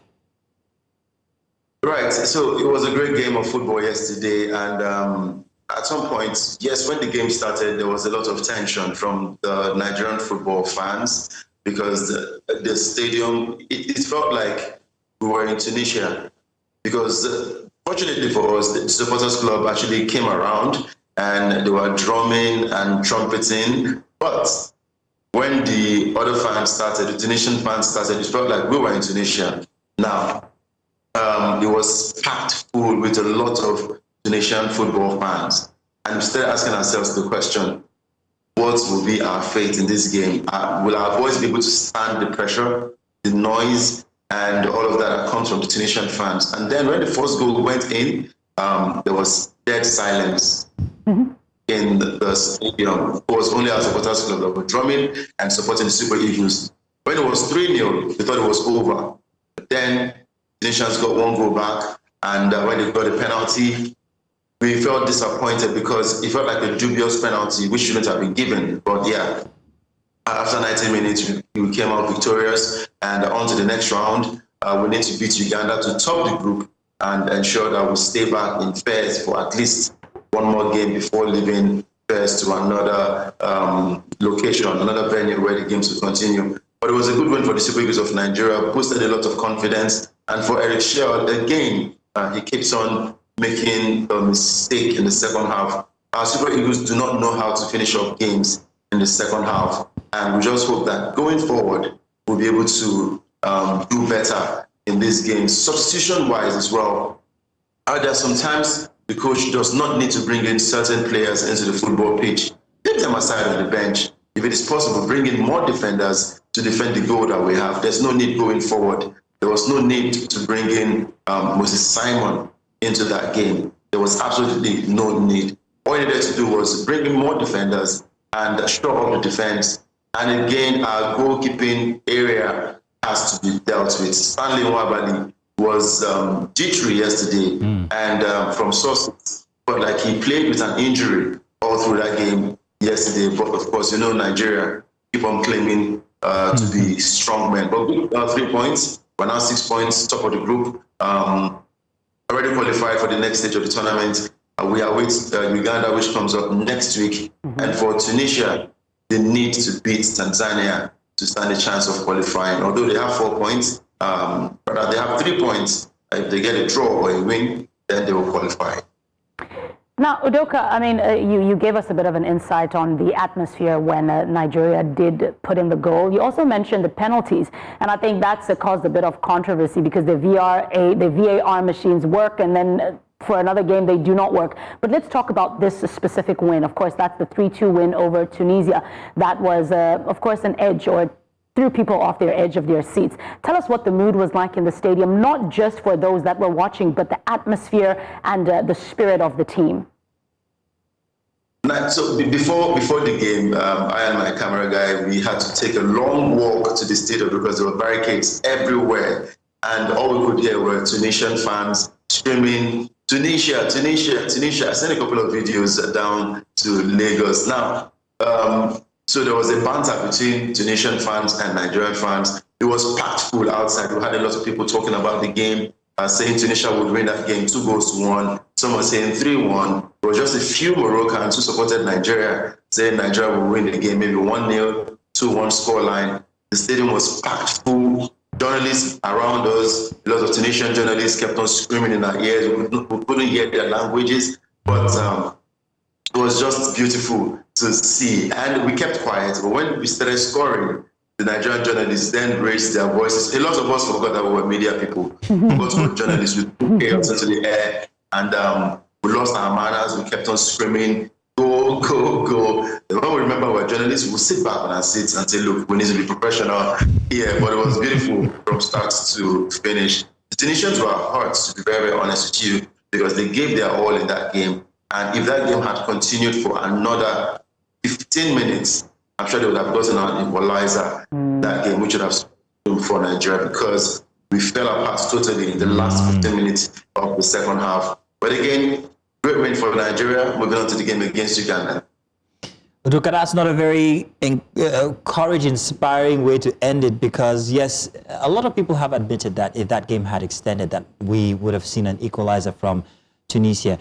So let's look at the team. We've got 5 known players, 10, well, who have never been to the AFCON nations before, and it seems like there is no cohesion. These guys are only just meeting themselves for the first time. If you take what we have just experienced with the game against Tunisia, how do you think we're going to fare in our next games? Will we even get to the round of 16?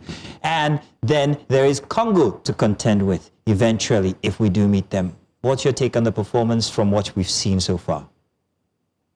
So funnily, 90% of the journalists are saying that we should not even dare to meet DR Congo because they look like a well-arranged team.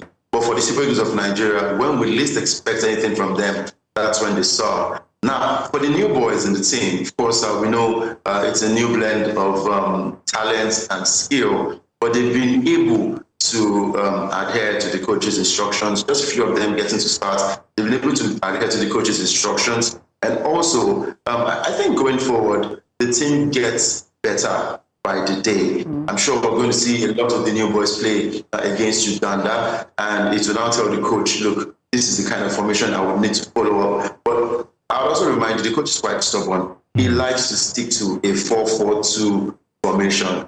So the game against Uganda, very serious qualification to the round of 16, just so you know. But against Uganda, I'm sure that he just might not start Victor Osimhen. Maybe Paul Onuachu and Cyril Dessers might be playing up front. We never can tell. The coach is always up to a lot of new things. But for the new boys, I'm sure they're blending in well with the team, and I'm hoping to see them against Uganda. That'll be by next week, Tuesday.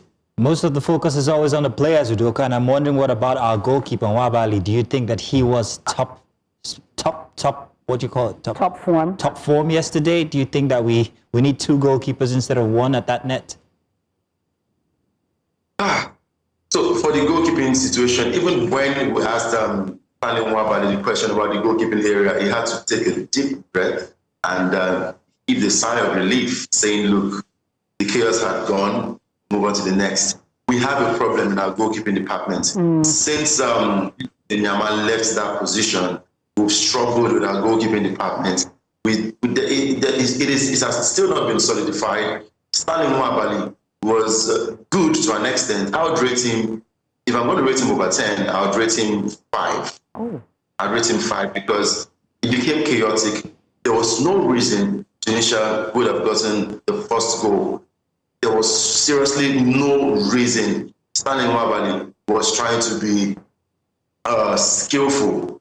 He was trying to give us a designer save, which was absolutely wrong on the football pitch. It was totally chaotic yesterday. Like I said, if that game had gone on for like the extra 15 minutes, they could have equalized, and maybe they could have won that game 4-3. Stanley Nwabali was almost going to get a red card, if not for the referee's intervention, the whistle intervention, because there was a foul before Stanley Nwabali took down the Tunisian man who was running down on attack towards goal.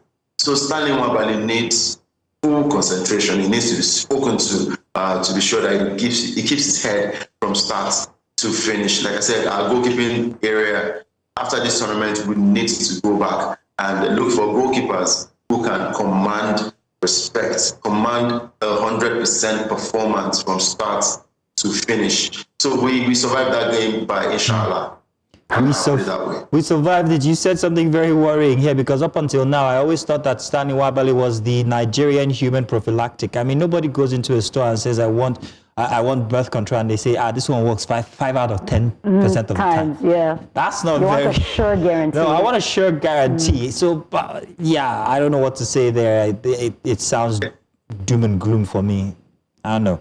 Inam, please, what do you want to know about... I mean, I think Udoka has kind of answered my question, because I think my next question was coming on the formation, especially because, Udoka, you mentioned that coming into the second half, or the last 15 minutes, that's where Nigeria tends to release the acceleration. I think my question for you, going into the next game, in terms of formation, what would you then suggest the formation to be, such that if we find a situation, a scenario where the opposition, which would then be Uganda, scores first, how does Nigeria Super Eagles recover from that quickly, such that they come out victorious in the next game as well? Uganda dare not score first. We don't want them to score. We don't want them to score a goal at all in that game.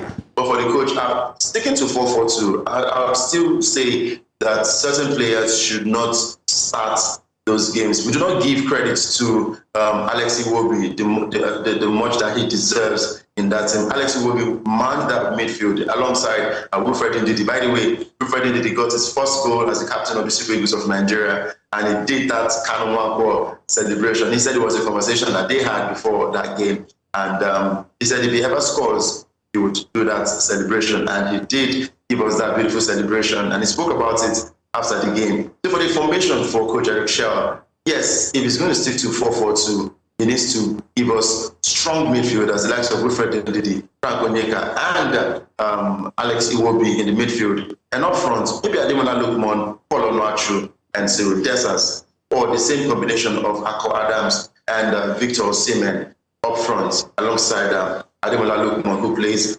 behind them, or he will be given a free role to operate against Uganda. So against Uganda, we need to hit the ground running again, get all 3 points, and boost confidence ahead of the next round. Because if we finish second and Morocco finishes first, then to be a date between Nigeria and Morocco. But if we finish first, then we'll definitely avoid Morocco, depending on what happens in Morocco's group.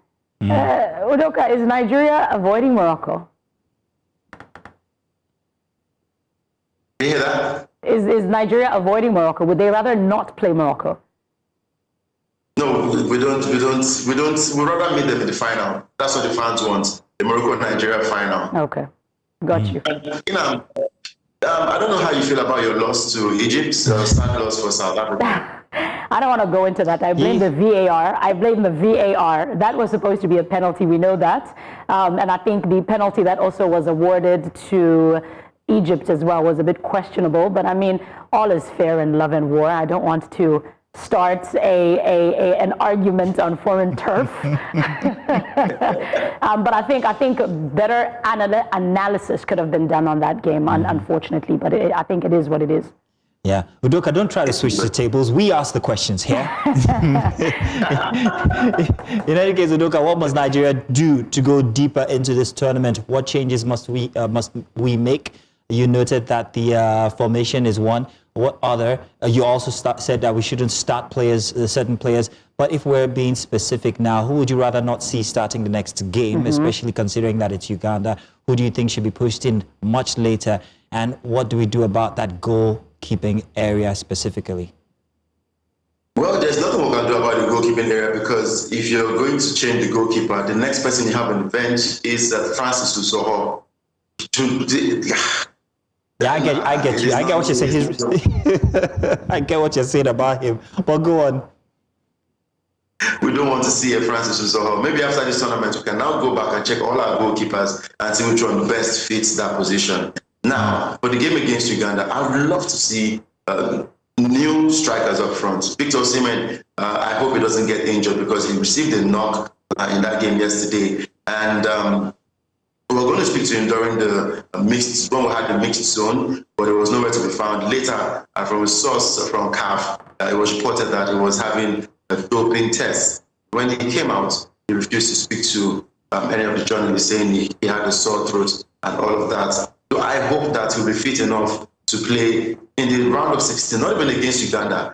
I hope he doesn't start against Uganda. Rest Victor Osimhen. He has done the job. We've qualified for the next stage. Bring in Paul Onuachu and Cyril Dessers, or leave Akko Adams and pair him up with maybe a Cyril Dessers, and let Paul Onuachu come in the second half. Moses Simon, I don't think he's needed in that game against Uganda. But if Coach Eric Shaw would definitely rest Ademola Lookman, then maybe Moses Simon can get a starting dress in that one.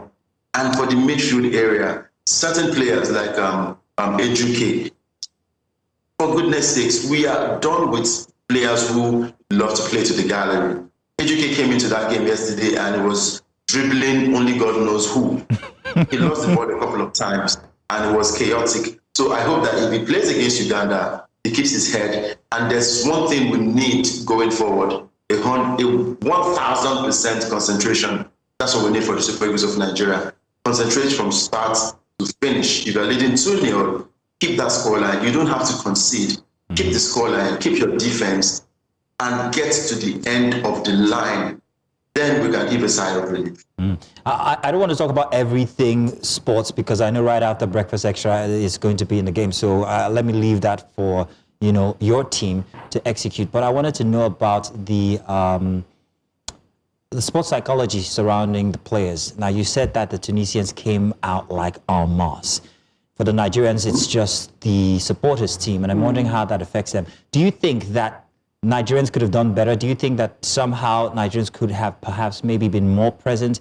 How could the government have helped this situation when it comes to tourism or travel from Nigeria? Or do we just not have the purchasing power to be at these tournaments anymore? Because in the past, it was a big deal to have an Africa Cup of Nations, and Nigerians would always go there. It was like our thing. It was the small we could manage if we can't go to the World Cup.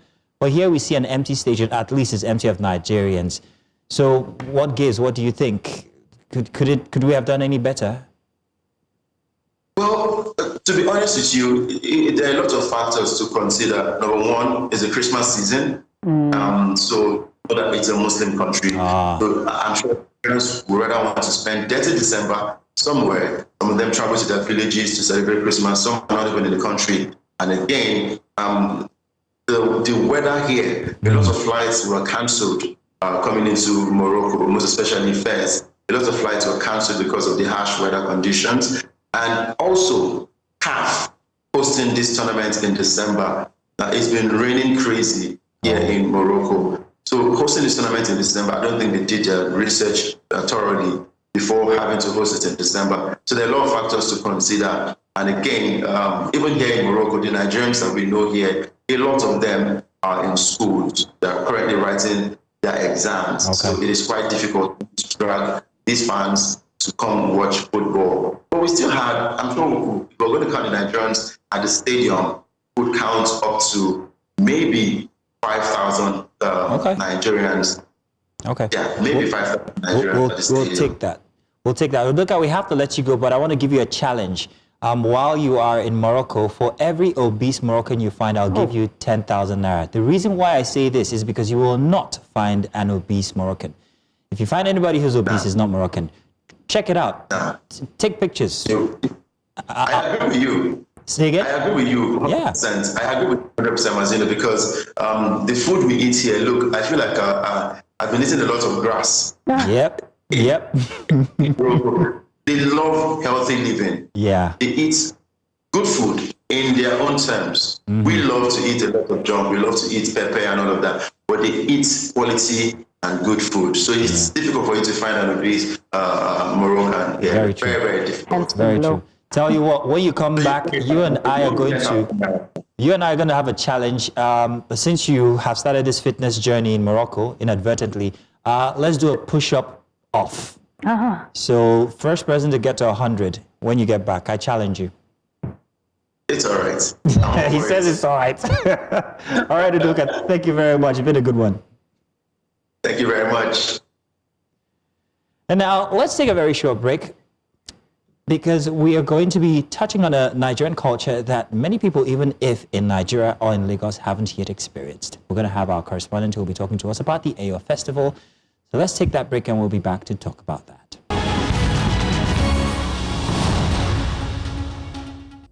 In case you are joining us for this segment, good morning and welcome to Breakfast Extra. Today on Big Report, we're turning our spotlight to one of Nigeria's most fascinating cultural celebrations, the Ayo Festival 2025.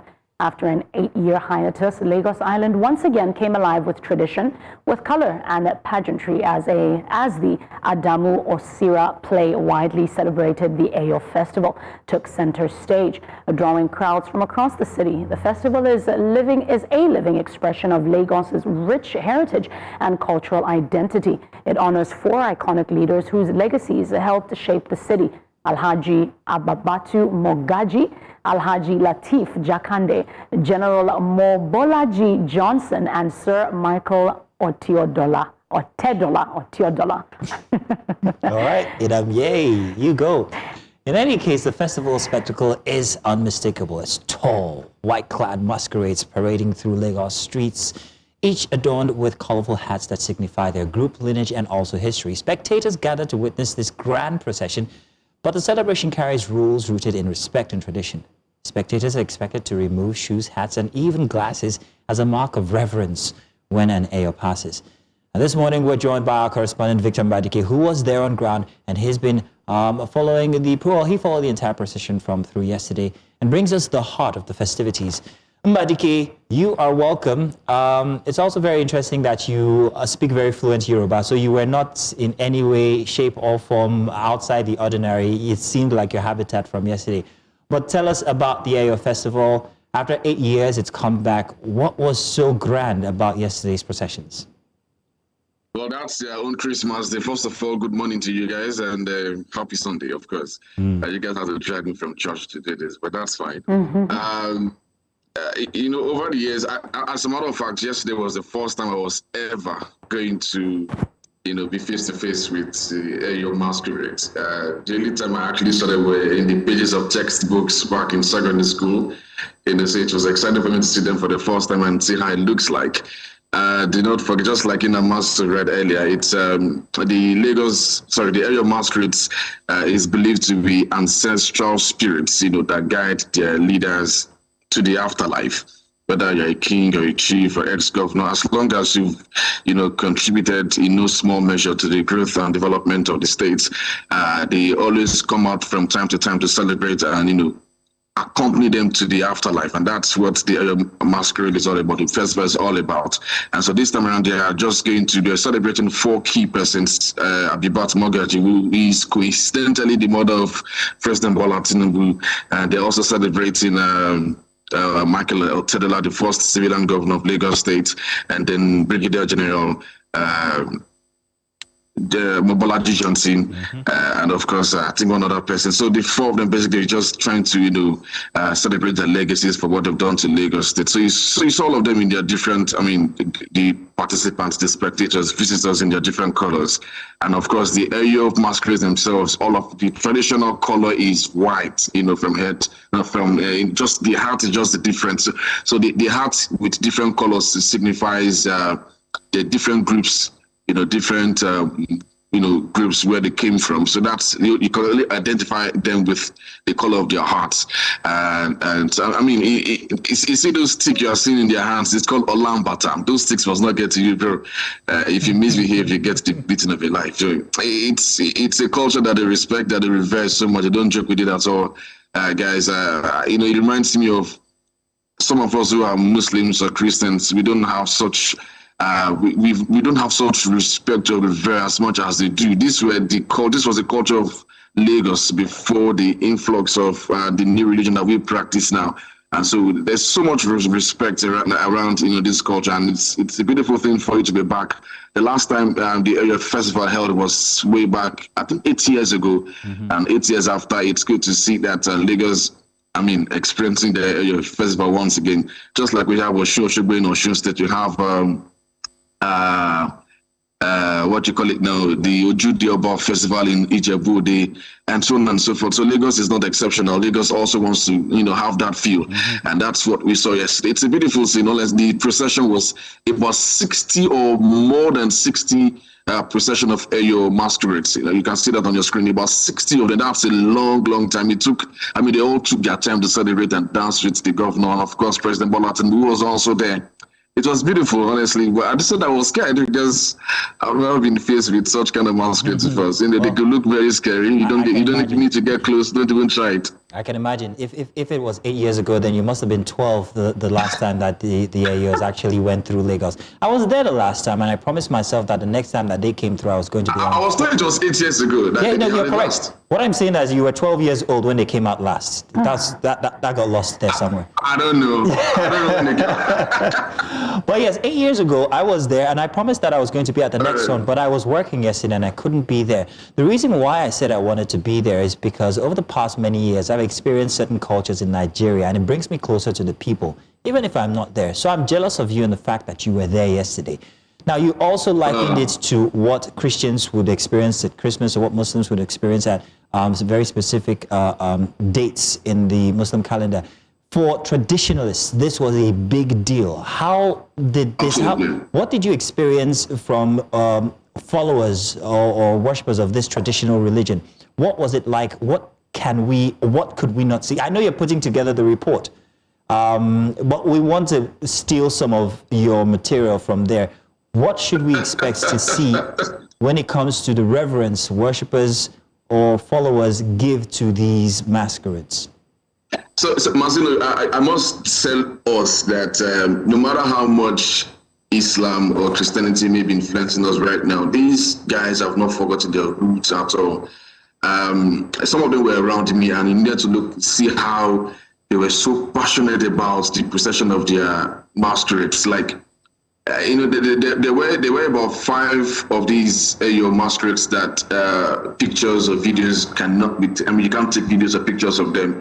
So you see the way they were protecting their deities, because each of these procession, there is usually a deity or a chief priest in the middle of that procession. You cannot take pictures, you cannot take videos, otherwise they could harm you or something. So you look at the people around me who was, the joy was, you could feel it, you could, when you say the joy was so thick you could cut it with a knife. And I was wondering, what is so special about this thing? Maybe because I've not seen it before, but even in the Christendom or in the Islamic, I don't think we have this kind of joy, basically. I don't think so. These guys could.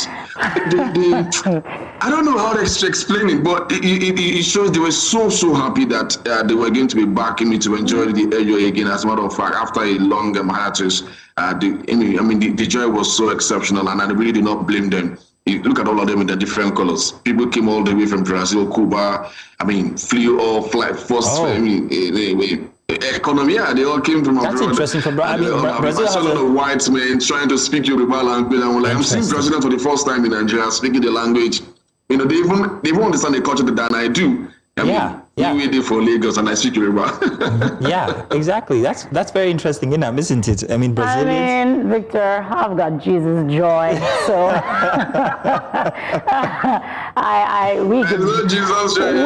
we definitely get drunk in the Holy Ghost, sir. But Victor, and here she is on a Sunday morning. So Victor, Master, you needed to be there. They will humble you. You will calm down. You will learn culture. Jesus joy in my heart. Victor, my question to you is, especially because this year it took place in December, I want to talk about the economic advantages for Lagos and Nigeria. Can you take me through that briefly? Well, that was yesterday was an opportunity for a lot of businessmen and women to, spread their wares, make adverts of what they sell. And I mean, it's I appreciate the fact that a lot of persons who have that business argument took advantage of the Ayo Festival, and it was a huge opportunity for a lot of persons to make money. Yes, indeed, TBS is quite large.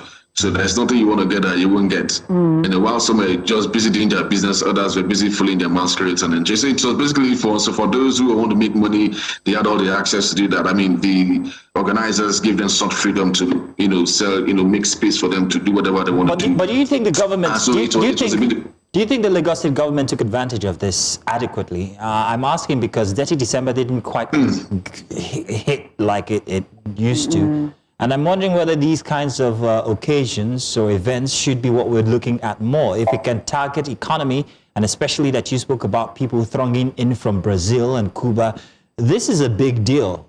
I don't know how we can convince them to make it a yearly thing, but what do you think about the... This is a very good question. So, the event was supposed to start sometime around 10 or 10:30. It didn't start until probably 1 or 2. So I asked questions as to, I'm seeing a lot of empty spaces, empty, stadium or seats. What's going on? Why aren't we having something that looks like Ojidioba Festival, for instance, or the one they have in Oyo? So why is it a little scanty, and here and there? And what they explained to me that, they're not used to this kind of festival in this magnitude of volume, because it's not something done yearly. You can't compare that to what you have in Djibouti, in Ogun State, for instance. And so they are trying to do a lot of catch up. They're trying to do a lot of bus stops to see how they can match energy for energy, in terms of what their counterparts in other states are also doing. And so I understand why they also have to start. If you look at the entire stadium, it was half filled. So let's give them some time. I'm pretty sure that with time they will also begin to compete with their other counterparts from other states. And do not forget that the original essence of the Ayo masquerades, they only come out when prominent persons pass on, when very, very key persons in the states, passes away. And so they only come out to accompany them to their afterlife, because especially for those who have done a whole lot for Lagos. They look at Lati Jakone, for instance, the former governor of the state.